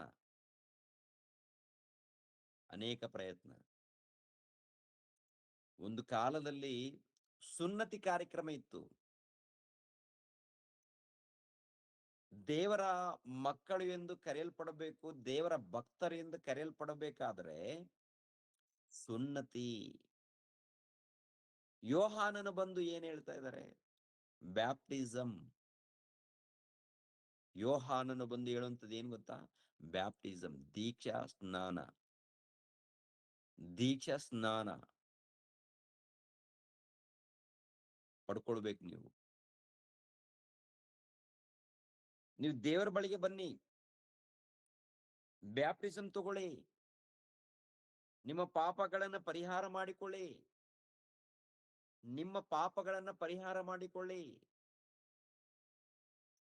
ದೇವರ ಭಕ್ತನೆಂದು ಕರೆಯಲ್ಪಡಬೇಕಾದ್ರೆ ಹುಟ್ಟಿದಂತ ಮನುಷ್ಯನಿಗೆ ಸುನ್ನತಿ ನಡಿಬೇಕು. ಹೊಸ ಒಡಂಬಡಿಕೆಯಲ್ಲಿ ದೇವರ ಭಕ್ತನಾಗಿ ಕರೆಯಲ್ಪಡಬೇಕಾದ್ರೆ ಬ್ಯಾಪ್ಟಿಸಂ ನಡಿಬೇಕು. ಇವಾಗ ಸುನ್ನತಿ ಅವಶ್ಯಕತೆ ಇಲ್ಲ. ಇವಾಗ ಏನು ಅವಶ್ಯಕತೆ ಇಲ್ಲ? ಸುನ್ನತಿ ಅನ್ನುವಂತ ಕಾರ್ಯಕ್ರಮ ಅವಶ್ಯಕತೆ ಇಲ್ಲ. ಆ ಸ್ಥಾನದಲ್ಲಿ ಏನ್ ಬಂದಿದೆ ಹೇಳಿ? ಬ್ಯಾಪ್ಟಿಸಮ್ ಕಾರ್ಯಕ್ರಮ ಬಂದಿದೆ. ಈ ಬ್ಯಾಪ್ಟಿಸಮ್ ಕಾರ್ಯಕ್ರಮದ ಮೂಲಕ ನಿನ್ಗೆ ಏನ್ ಸಿಗುತ್ತೆ? ದೇವರ ಮಕ್ಕಳಾಗುವಂತ ಭಾಗ್ಯವು ಸಿಗುತ್ತೆ ರೀ. ದೇವರು ದೇವರ ಮಕ್ಕಳಾಗುವಂತ ಭಾಗ್ಯವು. ಅದೇ ಪ್ರಕಾರ ಸಬ್ಬತ್ತು ದಿನ, ಸಬ್ಬತ್ತು ದಿನದಲ್ಲಿ ಖಂಡಿತವಾಗಿ ಸೇರ್ಬೇಕಾ? ಅವರು ಖಂಡಿತವಾಗಿ ಸೇರ್ಬೇಕು. ಯಾವ ಕೆಲಸವನ್ನು ಮಾಡ್ಕೂಡುದು, ಯಾವ ಕೆಲಸ ಮಾಡ್ಕೊಡುದು, ಮುಂಚಿತವಾಗಿ ಒಂದು ದಿನ ಮುಂಚಿತವಾಗಿ ಎಲ್ಲವನ್ನು ಸಿದ್ಧಪಡಿಸ್ಕೊಡ್ಬೇಕು. ಒಂದು ದಿನ ಮುಂಚಿತವಾಗಿನೇ ಸಿದ್ಧಪಡಿಸ್ಕೊಳ್ಬೇಕು ಪ್ರಿಯರೇ. ಭಾನುವಾರ ಅಂದುಕೊಳ್ಳೋಣ, ಸಬ್ಬತ್ತು ದಿನ ಅಂದುಕೊಳ್ಳೋಣ ಸುಮ್ನೆ. ಅವಾಗಿನ ಕಾಲದಲ್ಲಿ ಇಸ್ರಾಯೇಲರಿಗೆ ಶನಿವಾರ, ಇವಾಗ ಭಾನುವಾರ ಸಬ್ಬತ್ತು ದಿನ ಅಂದುಕೊಳ್ಳೋಣ ಪ್ರಿಯರೇ. ಭಾನುವಾರ ಸಬ್ಬತ್ತು ದಿನ ಅಂದುಕೊಂಡಾಗ ಒಂದು ದಿನ ಮುಂಚಿತವಾಗಿ ಏನಾಗ್ಬೇಕು? ಇವರು ಸಿದ್ಧವಾಗ್ಬೇಕು. ಏನ್ ಸಿದ್ಧತೆ? ಏನು ಸಿದ್ಧತೆ? ನಾವೆಲ್ಲರೂ ಸಭೆಗೆ ಹೋಗೋಣ, ಸಭೆಯಲ್ಲಿ ಸೇರೋಣ, ದೇವರನ್ನ ಘನಪಡಿಸೋಣ. ಈ ಸಬ್ಬತ್ತು ದಿನ ಅಂದಾಗ ಮನೆಯಲ್ಲಿ ಯಾವ ಕೆಲಸ ನಡಿಬಾರದು, ಮನೆಯಲ್ಲಿ ಯಾವ ಕೆಲಸ ನಡಿಬಾರದು. ಏನ್ ನಡಿಬೇಕು ಅವತ್ತು? ಎಲ್ಲರೂ ದೇವರ ಸನ್ನಿಧಾನಕ್ಕೆ ಬಂದು ದೇವರ ಧ್ಯಾನದಲ್ಲಿರ್ಬೇಕು. ಊಟ ಮಾಡ್ಕೊಳ್ತೀನಿ, ನಾನು ಟೀ ಕುಡಿತೀನಿ, ನಾನು ಕಾಫಿ ಕುಡಿತೀನಿ, ನಾನು ಟಿಫಿನ್ ಮಾಡ್ತೀನಿ, ಈ ಕಡೆ ಹೋಗ್ತೀನಿ, ಆ ಕಡೆ ಬರ್ತೀನಿ, ಯಾವ್ದೊಂದು ಪಾತ್ರೆ ತೊಳಿತೀನಿ, ಇವ ಯಾವ ಕೆಲಸ ಇರ್ಕೂಡ್ದು. ಪಾತ್ರೆ ತೊಳಿತೀನಿ ಅಂದ್ರೂ ಒಪ್ಪಲ್ಲ, ಟೀ ಕುಡಿತೀನಿ ಅಂದ್ರೂ ಒಪ್ಪಲ್ಲ, ನೀರ್ ಕುಡಿತೀನಿ ಅಂದ್ರೂ ಒಪ್ಪಲ್ಲ, ಊಟ ಮಾಡ್ತೀನಿ ಅಂದ್ರೂ ಒಪ್ಪಲ್ಲ. ಸಬ್ಬತ್ ದಿನದಲ್ಲಿ ಯಾವ ಕೆಲಸ ಮಾಡಕೂಡುದು? ಉಪವಾಸ ವ್ರತ ಮಾಡಬೇಕು, ಉಪವಾಸದಲ್ಲಿ ಇರ್ಬೇಕು, ಭಕ್ತಿಯಿಂದ ದೇವರ ಸನ್ನಿಧಾನದಲ್ಲಿ, ದೇವರ ಸಹವಾಸದಲ್ಲಿ ಎಲ್ಲರ ಒಗ್ಗಟ್ಟಾಗಿ ಅಲ್ಲಿ ದೇವರ ಧ್ಯಾನದಲ್ಲಿ ಇರ್ಬೇಕು, ದೇವರ ಸಹವಾಸದಲ್ಲಿ. ಕೆಲವು ಪದ್ಧತಿಗಳನ್ನ, ಅವ್ರ ಮಧ್ಯದಲ್ಲಿ ನಡೆಯುವಂತ ಕಾರ್ಯಕ್ರಮಗಳನ್ನು ತೆಗೆದುಹಾಕುವಂಥದ್ದು ನೋಡ್ತೀವಿ. ಅದೇ ಹಳ್ಳ ಕೊಳ್ಳಗಳು, ಬೆಟ್ಟ ಗುಡ್ಡಗಳು, ಎಲ್ಲಾ ಹಳ್ಳ ಕೊಳ್ಳಗಳು ಮುಚ್ಚಲ್ಪಡುವವು, ಮುಚ್ಚಲ್ಪಡುವವು, ಮುಚ್ಚಲ್ಪಡುತ್ತೆ. ಎಲ್ಲಾ ಬೆಟ್ಟ ಗುಡ್ಡಗಳು ತಗ್ಗಿಸಲ್ಪಡುವವು. ಬೆಟ್ಟ ಗುಡ್ಡಗಳು, ಬೆಟ್ಟ ಗುಡ್ಡಗಳು ತಗ್ಗಿಸಲ್ಪಡುವವು ಅಂದ್ರೆ ಕೆಲವು ಸಾಮ್ರಾಜ್ಯಗಳಿದೆ, ಕೆಲವು ರಾಜ್ಯವು, ಇವೆಲ್ಲ ಏನಾಗುತ್ತೆ? ಅದೇ ಪ್ರಕಾರ ಇಸ್ರಾಯೇಲ್ಯರು ಕೂಡ ರಾಜ್ಯವು, ಇಸ್ರಾಯೇಲ್ಯರು ಕೂಡ ಏನ್ರಿ 12 ಗೋತ್ರಗಳಿದೆಯಲ್ಲ, ಈ 12 ಗೋತ್ರಗಳಲ್ಲಿ ನಾವು ಉನ್ನತರು, ನಾವು ಶ್ರೇಷ್ಠರು, ನಾವು ಯಾಜಕರು, ನಾವು ಶಾಸ್ತ್ರಿಗಳು, ಇವರಲ್ಲಿ ಕೂಡ ಏರುಪೇರಿದೆ. ನಾನು ದೊಡ್ಡವನು, ನಾನು ದೊಡ್ಡವನು, ನಾನು ದೊಡ್ಡ ಪಂಡಿತ. ಅವರಿಗೆ ಎಲ್ಲ ಏನದು? ಬೆಟ್ಟ ಗುಡ್ಡಗಳು, ಲೋಕದಲ್ಲಿ ಮತ್ತೇನು? ಸಾಮ್ರಾಜ್ಯಗಳು, ರಾಜ್ಯಗಳು, ಇವು ತಗ್ಗಿಸಲ್ಪಡಬೇಕು, ಇವು ತಗ್ಗಿಸಲ್ಪಡಬೇಕು. ಅದು ಮುಖ್ಯವಾದದ್ದು. ಮತ್ತೆ ಎಲ್ಲಾ ರಾಜ್ಯಗಳಿಗಿಂತ ಉನ್ನತವಾಗಿ ಬೆಳೆದಿದೆಯಾ? ಒಂದ್ಸಾರಿ ದಾನಿಯೇಲನ ಗ್ರಂಥ, ದಾನಿಯೇಲನ ಗ್ರಂಥ 2ನೇ ಅಧ್ಯಾಯ, ದಾನಿಯೇಲನ ಗ್ರಂಥ 2ನೇ ಅಧ್ಯಾಯ, ದಾನಿಯೇಲನ ಗ್ರಂಥ 2ನೇ ಅಧ್ಯಾಯ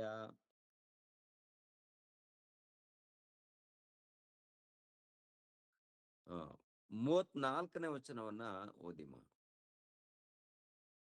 34. ನೀನು ನೋಡುತ್ತಿರಲಾಗಿ ಬೆಟ್ಟದೊಳಗಿಂದ ಒಂದು ಗುಂಡು ಬಂಡೆಯು ಕೈಯಿಲ್ಲದೆ ಒಡೆಯಲ್ಪಟ್ಟು ಸಿಡಿದು ಬಂದು ಆ ಪ್ರತಿಮೆಯ ಕಬ್ಬಿಣ ಮಣ್ಣಿನ ಹೆಜ್ಜೆಗಳಿಗೆ ಬಡಿದು ಚೂರು ಚೂರು ಮಾಡಿತು. ಆ ಕಬ್ಬಿಣ ಮಣ್ಣು ತಾಮ್ರ ಮಣ್ಣು ತಾಮ್ರ ಬೆಳ್ಳಿ ಬಂಗಾರಗಳೆಲ್ಲವೂ ಪುಡಿಪುಡಿಯಾಗಿ ಸುಗ್ಗಿಯ ಕಣಗಳ ಹೊಟ್ಟಿನಂತಾದವು. ಗಾಳಿಯು ತೂರಿಕೊಂಡು ಹೋಗಲು ಅವುಗಳಿಗೆ ನೆಲೆಯೇ ಇಲ್ಲವಾಯಿತು. ಪ್ರತಿಮೆಗೆ ಬಡಿದ ಆ ಬಂಡೆಯು ಮಹಾಪರ್ವತವಾಗಿ ಲೋಕದಲ್ಲೆಲ್ಲ ತುಂಬಿಕೊಂಡಿತು. ಕನಸು ಇದೆ. ಇದರ ಸಾಕು ಸಾಕು. ಇಲ್ಲಿ ನೋಡಿ, ಬೆಟ್ಟದೊಳಗಿಂದ ಒಂದು ಗುಂಡು ಬಂಡೆ, ಬೆಟ್ಟದೊಳಗಿಂದ ಒಂದು ಗುಂಡು ಬಂದಿದೆಯಂತೆ. ಈ ಗುಂಡು ಬಂಡೆ ಏನಾಗುತ್ತೆ ಅಂದ್ರೆ, ಈ ಗುಂಡು ಬಂಡೆಯು ಮಹಾಪರ್ವತವಾಗುತ್ತಂತೆ, ಮಹಾಪರ್ವತ. ಅದಕ್ಕಿಂತ ಮುಂಚೆ ನೋಡುವಾಗ ಅಂದ್ರೆ ಬೆಟ್ಟದೊಳಗಿಂದ ಒಂದು ಗುಂಡು ಬಂಡೆಯು ಕೈ ಇಲ್ಲದೆ ಒಡೆಯಲ್ಪಟ್ಟು ಸಿಡಿದು ಬಂದು ಆ ಪ್ರತಿಮೆಯ ಕಬ್ಬಿಣ ಮಣ್ಣಿನ ಹೆಜ್ಜೆಗಳಿಗೆ ಬಡಿದು ಚೂರು ಚೂರು ಮಾಡಿತು. ಆಗ ಕಬ್ಬಿಣ, ಮಣ್ಣು, ತಾಮ್ರ, ಬೆಳ್ಳಿ, ಬಂಗಾರಗಳೆಲ್ಲವೂ ಪುಡಿ ಪುಡಿಯಾಗಿ ಸುಗ್ಗಿಯ ಕಣಗಳ ಒಟ್ಟಿನಂತಾದವು. ಸುಗ್ಗಿಯ ಕಣಗಳ ಒಟ್ಟಿನಂತೆ. ಒಟ್ಟು ಅಂದ್ರೆ ಈ ಸುಗ್ಗಿ ಕಾಲ ಬಂದಾಗ ಕಾಳುಗಳೆಲ್ಲ ಒಂದು ಕಡೆ, ಒಟ್ಟೆಲ್ಲ ಒಂದು ಕಡೆ ಹೋಗುತ್ತೆ. ಒಟ್ಟೇನಾಗುತ್ತೆ, ಗಾಳಿ ಬಂದಾಗ ಬೀಸ್ಕೊಂಡು ಹೋಗುತ್ತೆ. ಮಹಾ ಪರ್ವತಗಳು ಅಂದಾಗ ಏನ್ರಿ, ರಾಜ್ಯಗಳು, ಸಾಮ್ರಾಜ್ಯಗಳು, ಇವೆಲ್ಲ ಏನಾಗುತ್ತಪ್ಪ ಅಂತ ನೋಡುವಾಗ ಪುಡಿ ಪುಡಿಯಾಗಿ ಚೂರು ಚೂರಾಗಿ ಇಲ್ಲದೆ ಕಾಣದಂತೆ ಹೋಗ್ತವಂತೆ. ಆ ಬೆಟ್ಟದೊಳಗಿಂದ ಬಂದಿರುವಂತ ಗುಂಡು ಬಂಡೆ. ಬೆಟ್ಟದೊಳಗಿಂದ ಗುಂಡು ಬಂಡೆ ಅಂದ್ರೆ, ಬೆಟ್ಟ ಅಂದ್ರೆ ಮತ್ತೆ ಯಾವುದಲ್ಲ ರೀ, ಇಸ್ರಾಯೇಲ್ರು. ಇಸ್ರಾಯೇಲ್ರ ಒಳಗಡೆ, ಇಸ್ರಾಯೇಲ್ಯರ ಮೂಲಕ, ಅದರಲ್ಲಿ ಯೂದ ಗೋತ್ರ ಇದೆಯಲ್ಲ, ಯೂದ ಗೋತ್ರದ ಮೂಲಕ ಗುಂಡು ಬಂಡೆ ಬಂದು ಎಲ್ಲಾ ರಾಜ್ಯಗಳನ್ನ ಏನ್ ಮಾಡುತ್ತೆಪ್ಪ ಅಂತ ನೋಡುವಾಗ ಚೂರು ಚೂರು ಮಾಡುತ್ತೆ, ಇಲ್ಲದಂತೆ ದೊಡ್ಡ ದೊಡ್ಡ ರಾಜ್ಯಗಳು. ಅಂದ್ರೆ ನೋಡಿ, ಬ್ಯಾಬಿಲೋನ್ ಸಾಮ್ರಾಜ್ಯ ಒಂದು ಏನಾದ್ರೂ ಇದೆಯಾ? ಇತಿಹಾಸ ಏನು ಓದ್ಕೊಳ್ತೀವಿ, ಏನು ಉಳ್ಕೊಂಡಿದೆ? ಇತಿಹಾಸ ಓದ್ಕೊಳ್ತೀವಿ ಅಷ್ಟೇ. ಏನು ಉಳ್ಕೊಂಡಿದೆ ಹೇಳಿ? ಏನು ಉಳಿದುಕೊಂಡಿದೆ ಹೇಳಿ ಪ್ರಿಯರೇ? ಮೇದ್ಯರ ಪಾರಸಿಕ ಸಾಮ್ರಾಜ್ಯ ಏನು ಉಳ್ಕೊಂಡಿದೆ? ಅವ್ರ ಬಗ್ಗೆ ಮಾತಾಡ್ತೀವಿ ಇತಿಹಾಸದಲ್ಲಿ. ಇವ್ರ ಕಾಲದಲ್ಲಿ ಇಂಥದ್ದು ಉಳಿದುಕೊಂಡಿದೆ, ಇವತ್ತು ಕೂಡ ಉಳಿದುಕೊಂಡಿದೆ ಅನ್ನೋದಕ್ಕೆ ಏನಾದ್ರೂ ಇದೆಯಾ? ಇದ್ರೂ ಕೂಡ ಏನಾದ್ರೂ ಇತಿಹಾಸ? ಗ್ರೀಕು ಸಾಮ್ರಾಜ್ಯ, ರೋಮಾ ಸಾಮ್ರಾಜ್ಯ ಹೋಗ್ಲಿ, ಯಹೋದ್ಯರು ಉಳಿದುಕೊಂಡಿದಾರ? ಇವಾಗ ಯಹೋದ್ಯರು ಯೆರೂಸಲೇಮ್ ಪಟ್ಟಣದಲ್ಲಿ ಇದ್ದಾರಂತ ಹೇಳ್ಕೊಂಡ್ರು ಕೂಡ ಅವರ ಮಧ್ಯದಲ್ಲಿ ಪ್ರವಾದಿಗಳಿಲ್ಲ. ಇವಾಗ ಒಂದು ಕಾಲದಲ್ಲಿ ಪ್ರವಾದಿಗಳನ್ನು ಕಳಿಸ್ಕೊಡ್ತಾ ಇದ್ದಾರಲ್ಲ, ಆ ರೀತಿ ಕಾರ್ಯಕ್ರಮ ಇವಾಗ ದೇವರು ನಿಲ್ಲಿಸಿದ್ದಾರೆ. ಇದು ಕ್ರೈಸ್ತ ಸಮಾಜಕ್ಕೆ ಇನ್ನೂ ಅರ್ಥ ಆಗಿಲ್ಲ. ಇಸ್ರಾಯೇಲ್ಯರ ಮಧ್ಯದಲ್ಲಿ ಪ್ರವಾದಿಗಳಿಲ್ಲ ಇವಾಗ. ಅವರು ಹಳೆ ಒಡಂಬಡಿಕೆಯಲ್ಲಿ ಕೆಲವು ಪ್ರವಾದಿಗಳ ಬಂದಿದ್ದಾರಲ್ಲ, ಅದೇ ರೀತಿಯಲ್ಲಿ ಇವ್ರು ಬಂದಿದ್ದಾರಂತೇಳಿ ಹೇಳ್ಕೊಳ್ತಾ ಇದ್ದಾರೆ, ನೇಮಿಸ್ಕೊಳ್ತಾ ಇದ್ದಾರೆ ವಿನಃ ಇವಾಗ ಯಾವ ಪ್ರವಾದಿಗಳಿಲ್ಲ. ಯಾರು ನಮ್ಮ ಕ್ರೈಸ್ತರಲ್ಲಿ ಕೂಡ ಇಲ್ಲ ರೀ. ಕ್ರೈಸ್ತರಲ್ಲಿ ಕೂಡ ಏನಪ್ಪಾ ಅಂದ್ರೆ, ವಾಕ್ಯ ಸತ್ಯವೇದ ಗ್ರಂಥವನ್ನ ಹಿಡಿದುಕೊಂಡು ಬೋಧನೆ ಮಾಡಬೇಕು, ಹಿಡಿದುಕೊಂಡು ಮುಂದೆ ಹೋಗ್ಬೇಕು ವಿನಃ ಯಾರಾದ್ರೂ ಇವನು ಪ್ರವಾದಿ ಅಂತೇಳಿ ಯಾರಾದ್ರೂ ಹೇಳಿದ್ರೆ ಅವನು ಸುಳ್ಳು ಬುರುಕ, ಇವನು ಸುಳ್ಳು ಬುರುಕ, ಇವನು ಕಳ್ಳ, ಅವನು ಕಳ್ಳನೇ, ಇವನು ದೊಡ್ಡ ಕಳ್ಳ, ಅವನು ದೊಡ್ಡ ಕಳ್ಳ, ನನ್ನ ಪ್ರವಾದಿ ಅಂತ ಯಾರಾದ್ರೂ ಬಂದ್ರೆ ಇವನು ಕಳ್ಳ ಅನ್ನೋದು ಮಾತ್ರ ನೀವು ನೆನಪಲ್ಲಿ ಇಟ್ಕೋಬೇಕು. ಇದು ದೇವರ ಮಾತು, ನನ್ನ ಮಾತಲ್ಲ, ದೇವರ ಮಾತು. ಈ ಕಾಲದಲ್ಲಿ ಸತ್ಯವೇದ ಗ್ರಂಥವನ್ನ ಓದ್ಬೇಕು, ಧ್ಯಾನಿಸ್ಬೇಕು, ದೇವರು ಏನ್ ಬರ್ಸಿದ್ದಾರೋ ತಿಳ್ಕೊಳ್ಬೇಕು, ಏನು ಆಜ್ಞೆಗಳನ್ನು ಕೊಟ್ಟಿದ್ದಾರೋ ಅದನ್ನ ಪಾಲಿಸ್ಬೇಕು. ಪ್ರವಾದಿ ಅಂದ್ರೆ ದೇವರು ಏನು ಹೇಳಿರ್ತಾರೋ ಅಷ್ಟೇ ಮಾತಾಡ್ಬೇಕು, ಹೆಚ್ಚಿಗೆ ಮಾತಾಡಂಗಿಲ್ಲ. ಪ್ರವಾದಿಗಳಂದ್ರೆ ಏನು ದೇವರು ಹೇಳಿದಾರ ಅಷ್ಟೇ ಮಾತಾಡ್ಬೇಕು. ಇವಾಗ ಎಂತೆಂತ ಪ್ರವಾದಿಗಳಂತ ನೋಡುವಾಗ ಸುಳ್ಳು ಪ್ರವಾದಿನ ಕಳ್ಳ ಪ್ರವಾದಿನ ಅಂತ ನಿಮ್ಗೆ ಗೊತ್ತಾಗ್ಬಿಡುತ್ತೆ. ದೇವ್ರು ನನಗೆ ದರ್ಶನ ಕೊಟ್ರು. ಈ ಪ್ರವಾದಿಗೆ ದೇವ್ರು ಹೇಳ್ತಾರಂತೆ, ದರ್ಶನ ಕೊಟ್ಟಿದ್ದಾರಂತೆ, ಅಮ್ಮ ನಿಮ್ಮ ಮನೆಗೆ ಬರ್ಬೇಕಂತ ಹೇಳಿದ್ದಾರೆ ದೇವರು. ಯಾಕೆ? ನಿಮ್ಮ ಮನೆಯಲ್ಲಿ ಬೆಳ್ಳಿ ಇದೆಯಲ್ಲ, ಬಂಗಾರ ಇದೆಯಲ್ಲ, ದೇವ್ರ ಸೇವೆ ನಿಮಿತ್ತವಾಗಿ ಕೊಡಿ. ದೇವ್ರು ಹೇಳಿದಾರೆ ನೋಡಮ್ಮ, ಕೊಟ್ರೆ ನಿಮ್ಗೆ ಆಶೀರ್ವಾದ ಬರುತ್ತಂತ ಹೇಳಿದಾರಮ್ಮ. ಹೌದಾ? ತಗೊಳ್ಳಿ. ಹ್ಮ್. ತುಂಬಾ ಜನ ಮೋಸ ಹೋದವರಿದ್ದಾರೆ ಪ್ರಿಯರೇ. ತುಂಬಾ ಜನ, ಬಹಳ ಮಂದಿ ನಮ್ಮ ಮಧ್ಯದಲ್ಲಿ ಬಂದವರು ಕೂಡ ಎಷ್ಟು ಮಂದಿ ಮೋಸ ಹೋಗಿ ಬಂದಿದ್ದೀರಿ ಗೊತ್ತಿಲ್ಲ. ಒಟ್ಟಿನಲ್ಲಿ ದೇವ್ರ ಕೃಪೆಯಿಂದ ನಮ್ ಕೈ ಸಿಕ್ಕಾಕೊಂಡಿದ್ದೀರಾ. ಅಂದ್ರೆ ಸಿಕ್ಕಾಕೊಂಡಿದಾರ ಮತ್ತೇನ್ ಅನ್ಕೋಬೇಡಿ, ದೇವರ ಸನ್ನಿಧಾನಕ್ಕೆ ಬಂದಿದ್ದೀರಂತ ಅರ್ಥ. ನಿಜವಾದ ದೇವರ ಸಭೆಯಲ್ಲಿ ಎಲ್ಲಾ ಸಭೆಗಳಿಗೂ ಒಂದ್ಸರಿ ನೋಡಿ ಏನ್ರಿ, ಚಿಕ್ಕ ಕಾರ್ಯಕ್ರಮ ಇದು, ದೊಡ್ಡ ಕಾರ್ಯಕ್ರಮ, ಕೊಡ್ಲೇಬೇಕು ಕೊಡ್ಲೇಬೇಕು ಕೊಡ್ಲೇಬೇಕು, ಹಣ ಕೊಡ್ಲೇಬೇಕು ಅಂತ ಹೇಳಿ. ಹಣ ಕೊಟ್ರೇನೆ ನಿಮ್ಗೆ ಆಶೀರ್ವಾದ. ಹಣ ಕೊಟ್ರೇನೆ ನಿಮ್ಗೆ ಆಶೀರ್ವಾದ. ನಾವೇನ್ ಹೇಳ್ತೀವಿ? ವಾಕ್ಯದ ಪ್ರಕಾರ ಬದುಕಿದರೇನೆ ನಿನಗೆ ಆಶೀರ್ವಾದ. ಸೇವೆ ನಡಿಬೇಕಾದ್ರೆ ಕಾಣಿಕೆ ಕೊಡ್ಲೇಬೇಕು. ಎಷ್ಟು?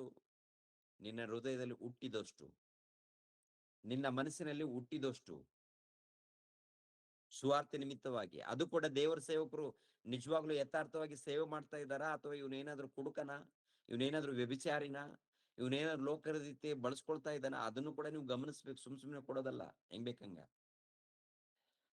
ಇವ್ರು ವಾಕ್ಯದ ಪ್ರಕಾರ ಸೇವೆ ಮಾಡ್ತಾ ಇದ್ದಾರಾ, ಸುವಾರ್ತೆ ಮಾಡ್ತಾ ಇದ್ದಾರಾ, ಅಥವಾ ಹೇಗಿದ್ದಾರ ಅಂತೇಳಿ ಗಮನ ಕೊಟ್ಟು ಗಮನಿಸಿ ಕೊಡ್ಬೇಕಾಗತ್ತೆ. ಅದು ಕೂಡ ನಿಮ್ಮ ಹೃದಯದಲ್ಲಿ ಎಷ್ಟು ಅಂದ್ಕೊಂಡಿರ್ತೀರಾ, ಏನ್ ಅಂದ್ಕೊಂಡಿದ್ದೀರಾ? ದೇವ್ರ ಸೇವೆ ಬಹಳ ಮಾಡ್ಬೇಕು ಅಂದ್ಕೊಂಡಿದ್ದೀರಾ? ಮಾಡಿ. ಸ್ವಲ್ಪ ಮಾಡ್ಬೇಕು ಅಂದ್ಕೊಂಡಿದ್ದೀರಾ? ಮಾಡಿ. ಹೃದಯದಲ್ಲಿ ಗೊಂದಲ ಇಟ್ಕೊಂಡು ಯಾವ್ದು ಮಾಡಕ್ ಹೋಗ್ಬೇಡಿ. ಮನಸ್ಫೂರ್ತಿಯಿಂದ ಮಾಡಬೇಕು. ನಾನು ಒತ್ತಾಯ ಮಾಡೋದ್ರಿಂದ ನೀವು ಕೊಟ್ರೆ ಉಪಯೋಗ ಇಲ್ಲ. ನಾವು ಕೊಡ್ಬೇಕಂತ ಹೇಳಿದ್ರು ನಿಮ್ಮ ಮನಸ್ಸಿನಲ್ಲಿ ಹುಟ್ಟಬೇಕು. ದೇವರ ಸೇವೆ ನಿಮಿತ್ತವಾಗಿ ಕೊಡಬೇಕು. ದೇವರ ಸೇವೆ ಬಹಳ ಇದೆ, ಆ ಸೇವೆಯಲ್ಲಿ ನಾವು ಭಾಗಿಗಳಾಗ್ಬೇಕು ಅಂತೇಳಿ. ಆದ್ರೆ ಈಗಿನ ಕಾಲದಲ್ಲಿ ಸೇವಕರು ಹೇಗಿದ್ದಾರಪ್ಪ ಅಂತ ನೋಡುವಾಗ, ಕೊಟ್ರೇನೆ ಬರ್ತೀವಿ, ಮಾಡಿದರೇನೆ ಬರ್ತೀವಿ, ಆಶೀರ್ವಾದ ಬರುತ್ತೆ ಅಂತೇಳಿ ಮಾಯ ಮಾತುಗಳನ್ನು ಹೇಳುವಾಗ ಅದೇ ಮಾತನ್ನ ನಂಬಿಕೊಂಡು ಏನ್ರಿ ಸಹಾಯ ಮಾಡ್ತಾ ಇರ್ತಾರೆ. ಕೆಲವರು ಏನಪ್ಪಾ ಅಂದ್ರೆ ಈ ಸುಳ್ಳು ಸೇವಕರ ಮಾತುಗಳನ್ನ ಕೇಳಿ ಎಷ್ಟೆಷ್ಟೋ ಕೊಟ್ಟಿರ್ತಾರೆ. ಈ ನಿಜವಾದ ಸಭೆಯಲ್ಲಿ ಬಂದ ಮೇಲೆ ಸುವಾರ್ತೆ ಬಹಳ ಇದೆ, ಸೇವೆ ಮಾಡೋಣ, ಕೈಗಳನ್ನು ಜೋಡಿಸಿ ಎಂದಾಗ ಮನಸ್ಸಿನಲ್ಲಿ ಹುಟ್ಟುತ್ತಾ ಇಲ್ಲ. ಮನಸ್ಸಿನಲ್ಲಿ ಹುಟ್ಟುತ್ತಾ ಇಲ್ಲ. ಯಾಕಂದ್ರೆ ರಾಮು ಪಾಸ್ಟರ್ ಹೇಳಿದ್ದಾರೆ, ಒತ್ತಾಯ ಮಾಡಬಾರ್ದು ಅಂತ ಹೇಳಿದಾರಲ್ವಾ. ನಮ್ ಮನಸ್ಸಿಗೆ ಬಂದ ಮೇಲೆ ಅವಾಗ ನೋಡೋಣ ಬಿಡ್ರಿ ಪಾಸ್ಟ್ರೆ. ನಮ್ಗ್ ಮನಸ್ಸಿಗೆ ಬಂದ ಮೇಲೆ ನೋಡೋಣ ಬಿಡ್ರಿ ಪಾಸ್ಟ್ರೆ, ನೋಡೋಣ ಆಮೇಲೆ ನೋಡೋಣ ಬಿಡಿ. ನಮ್ಗೆ ಏನ್ ಮನಸ್ಸಿಗೆ ಬಂದಿಲ್ಲ ಪಾಸ್ಟ್ರೆ, ನಿಮ್ಗೆ ಬರಲ್ಲಮ್ಮ, ಬರೋದೇ ಇಲ್ಲ. ಯಾಕೆ? ಕೊಡ್ಬೇಕಂತ ಏನಾದ್ರು ಬರುತ್ತಾ?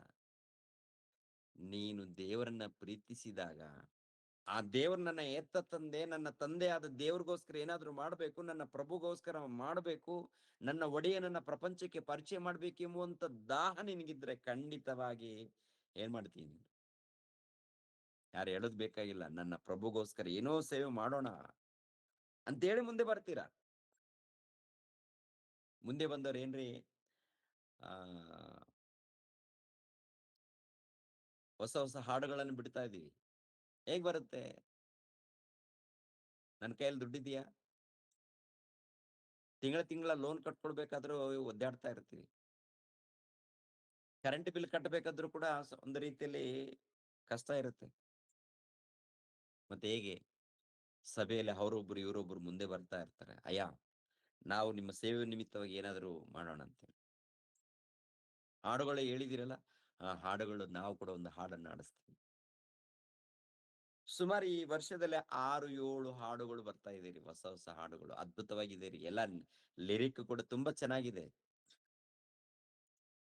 ಮತ್ತೆ ಗುಡ್ ಫ್ರೈಡೆಗೆ ಒಂದು ಹಾಡು ರೆಡಿ ಮಾಡ್ತಾ ಇದ್ದೀನಿ. ಗುಡ್ ಫ್ರೈಡೆಗೆ ಅಂದ್ರೆ ಈ ಎಲ್ಲ ನಮ್ಮ ಕ್ರೈಸ್ತ ಸಮಾಜದಲ್ಲಿ ಹಬ್ಬಗಳಂದ್ರೆ ಹುಚ್ಚ ಇದೆಯಲ್ಲ, ಆ ಸಂದರ್ಭಗಳಲ್ಲಿ ಆ ಸೀಸನ್ ಅಲ್ಲೇ ತಕ್ಕ ಹಾಗೆ ಲಿರಿಕ್ ಅದ್ಭುತವಾಗಿರಬೇಕು. ಸುಮ್ಮನೆ ಏನೇನು ಆಡೋದಲ್ಲ.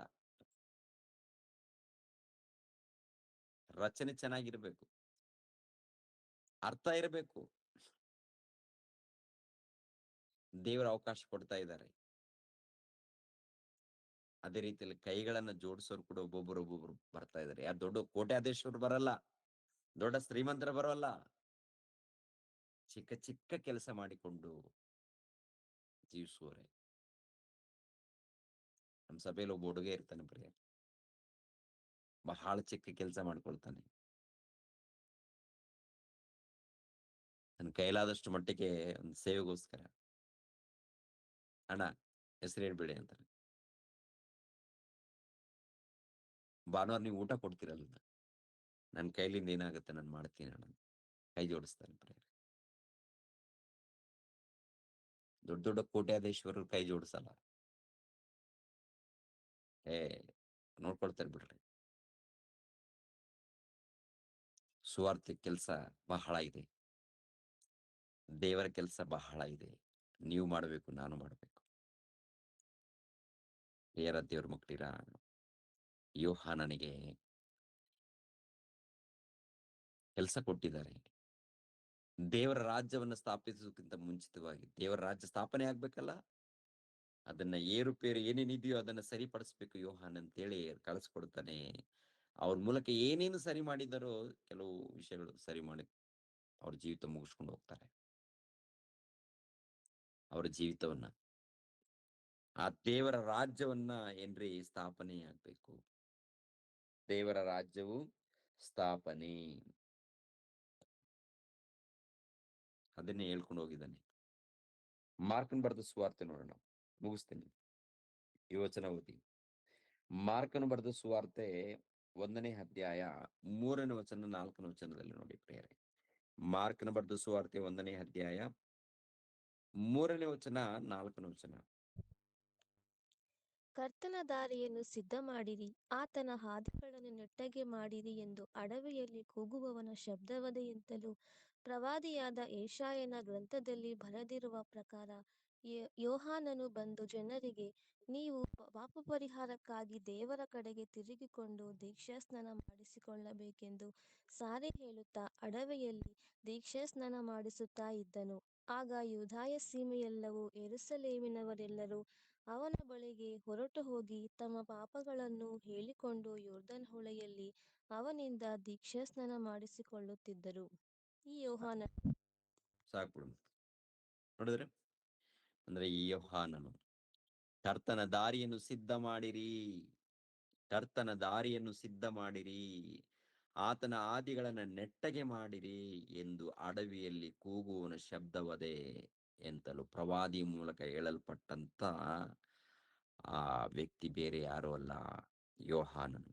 ಯೋಹಾನನು ಅಂದ್ರೆ ಯೇಸು ಕ್ರಿಸ್ತರು ರಾಜ್ಯ ಸ್ಥಾಪನೆ ಮಾಡೋದಕ್ಕಿಂತ ಮುಂಚಿತವಾಗಿ ಬಂದಂತ ಯೋಹಾನನು ಏನ್ರಿ. ಆತನ ಮೂಲಕ ಒಂದು ಕಾರ್ಯಕ್ರಮ, ದೀಕ್ಷಾ ಸ್ನಾನ ಎನ್ನುವಂತ ಕಾರ್ಯಕ್ರಮ. ಇವಾಗ ದೇವರ ಸಭೆಯಲ್ಲಿ ನಾವು ಸೇರಿಸಲ್ಪಡ್ಬೇಕಾದ್ರೆ ಏನ್ರಿ, ದೇವರ ಸಭೆಯಲ್ಲಿ ನಾವು ಸೇರಿಸಲ್ಪಡ್ಬೇಕಾದ್ರೆ ನಮ್ಮ ಪಾಪಗಳನ್ನು ಒಪ್ಪಿಕೊಳ್ಬೇಕು. ನಮ್ಮ ಪಾಪಗಳನ್ನು ಒಪ್ಪಿಕೊಳ್ಬೇಕಾದ್ರೆ ದೇವ್ರು ನಮ್ಗೆ ಅರ್ಥ ಆಗ್ಬೇಕು. ದೇವ್ರು ನಮ್ಗೆ ಅರ್ಥ ಆಗ್ಬೇಕು.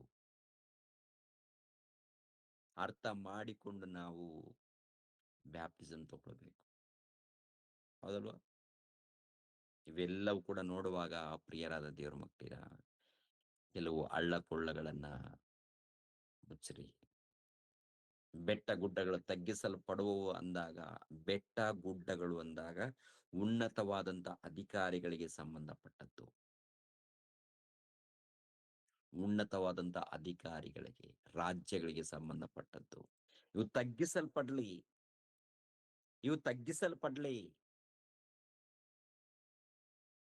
ದೇವರ ರಾಜ್ಯ ಹೆಚ್ಚಿಸಲ್ಪಡ್ಲಿ. ನೋಡಿ, ಇವತ್ತು ಪ್ರಪಂಚ ದೇಶದಲ್ಲಿ ಉಳ್ಕೊಂಡಿರುವಂತದ್ದು ಏನಾದ್ರೂ ಇದೆಯಾ ಅಂತ ನೋಡುವಾಗ ಕ್ರಿಸ್ತನ ರಾಜ್ಯ, ಏಸು ಕ್ರಿಸ್ತರ ಸಭೆ. ಈ ಲೋಕದಲ್ಲಿ ಏನೇನೋ ರಾಜ್ಯಗಳು, ಅನೇಕ ರಾಜ್ಯಗಳು ಬರ್ತಾ ಇದೆ. ಅವ್ರ ಪರಿಪಾಲನೆ, ಇವ್ರ ಪರಿಪಾಲನೆ ಎಲ್ಲ ಮಣ್ಣುಪಾಲಾಗ್ತಾ ಇದೆ. ಎಲ್ಲ ನೆಲದ ಮಟ್ಟಕ್ಕೆ ಹೋಗ್ತಾ ಇದೆ. ಯಾವ ರಾಜ್ಯವು ಸ್ಥಿರವಾಗಿ ನಿಂತ್ಕೊಳ್ತಾ ಇಲ್ಲ. ಎಲ್ಲ ಮಣ್ಣುಪಾಲು. ಯಾರ್ ಬಂದ್ರು ಇವಾಗ್ಲೂ ಕೂಡ ಯಾರ್ ಬಂದು ಪರಿಪಾಲನೆ ಮಾಡಿದ್ರು ಕೂಡ ಸ್ವಲ್ಪ ದಿನ ಮಾತ್ರ ಇರುತ್ತೆ. ಆಮೇಲೆ ನೆಲಮಟ್ಟಕ್ಕೆ ಸಮಾಧಿಯಾಗತ್ತೆ. ಯೇಸು ಕ್ರಿಸ್ತ ರಾಜ್ಯ ಪರಿಪಾಲನೆ ಕೊನೇ ತನಕ ಇರುತ್ತೆ. ಕೊನೇ ತನಕ. ಯೇಸು ಕ್ರಿಸ್ತರು 2ನೇ ಆಗಮನದವರೆಗೆ ಈ ರಾಜ್ಯ ಪರಿಪಾಲನೆ ನಡೀತಾ ಇರುತ್ತೆ. ಅದು 1ನೇ ಶತಮಾನದಲ್ಲಿ ಸ್ಥಾಪನೆಯಾಗಿದೆ.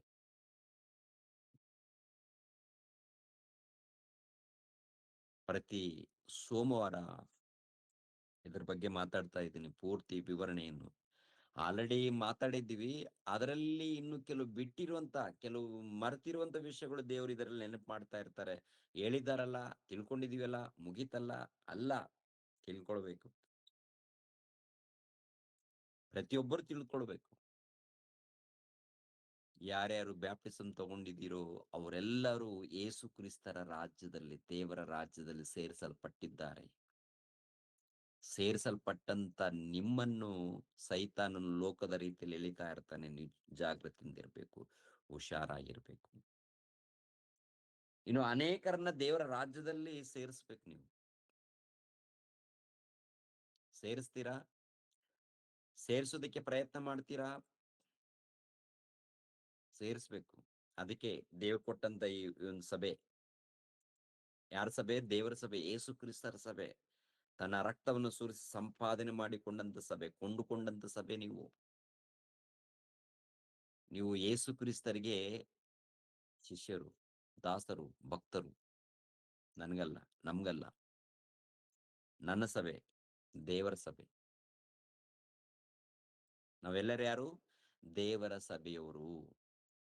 ನಾವೆಲ್ಲರೂ ಯೇಸು ಕ್ರಿಸ್ತನ ಸಭೆಯವರು. ಯೇಸು ಕ್ರಿಸ್ತನ ರಾಜ್ಯದವರು, ದೇವರ ರಾಜ್ಯದವರು. ನಾವೆಲ್ಲರೂ ದೇವರ ರಾಜ್ಯದಲ್ಲಿ ಸೇರಿಸಲ್ಪಟ್ಟಿದ್ದೀವಿ. ಈ ದೇವರ ರಾಜ್ಯದಲ್ಲಿ ಸೇರಿಸಲ್ಪಟ್ಟಂತ ನಾವು ಯಾವಾಗಲೂ ಧ್ಯಾನದಲ್ಲಿ, ಭಕ್ತಿಯಲ್ಲಿರೋಣ, ಕೆಲಸದಲ್ಲಿರೋಣ, ದೇವರ ಸೇವೆಯಲ್ಲಿರೋಣ. ದೇವರ ಸೇವೆಯಲ್ಲಿ ನಮ್ಮಲ್ಲಿ ಏನಾದ್ರೂ ಏರುಪೇರಿದೆಯಾ? ಅವೆಲ್ಲ ತೆಗೆದುಹಾಕೊಳ್ಳೋಣ. ವಾಕ್ಯದ ಮೂಲಕ ಸರಿಪಡಿಸ್ಕೊಳ್ಳೋಣ. ಇನ್ನು ಉಳಿದಿರುವಂತ ವಿಷಯಗಳನ್ನ ಮುಂದಿನ ವಾರ ಮಾತಾಡ್ತೀನಿ. ಎಲ್ಲರೂ ತಲೆವಾಗ್ಸಿರು ಪ್ರಿಯರೇ, ಪ್ರಾರ್ಥನೆ ಮಾಡಿ ನಾನು ಮುಗಿಸ್ತೇನೆ. ನಮ್ಮನ್ನು ಬಹಳವಾಗಿ ಪ್ರೀತಿಸುವಂತ ನಮ್ಮ ತಂದೆಯಾದ ದೇವರೇ, ನಿಮಗೆ ಸ್ತೋತ್ರಗಳು.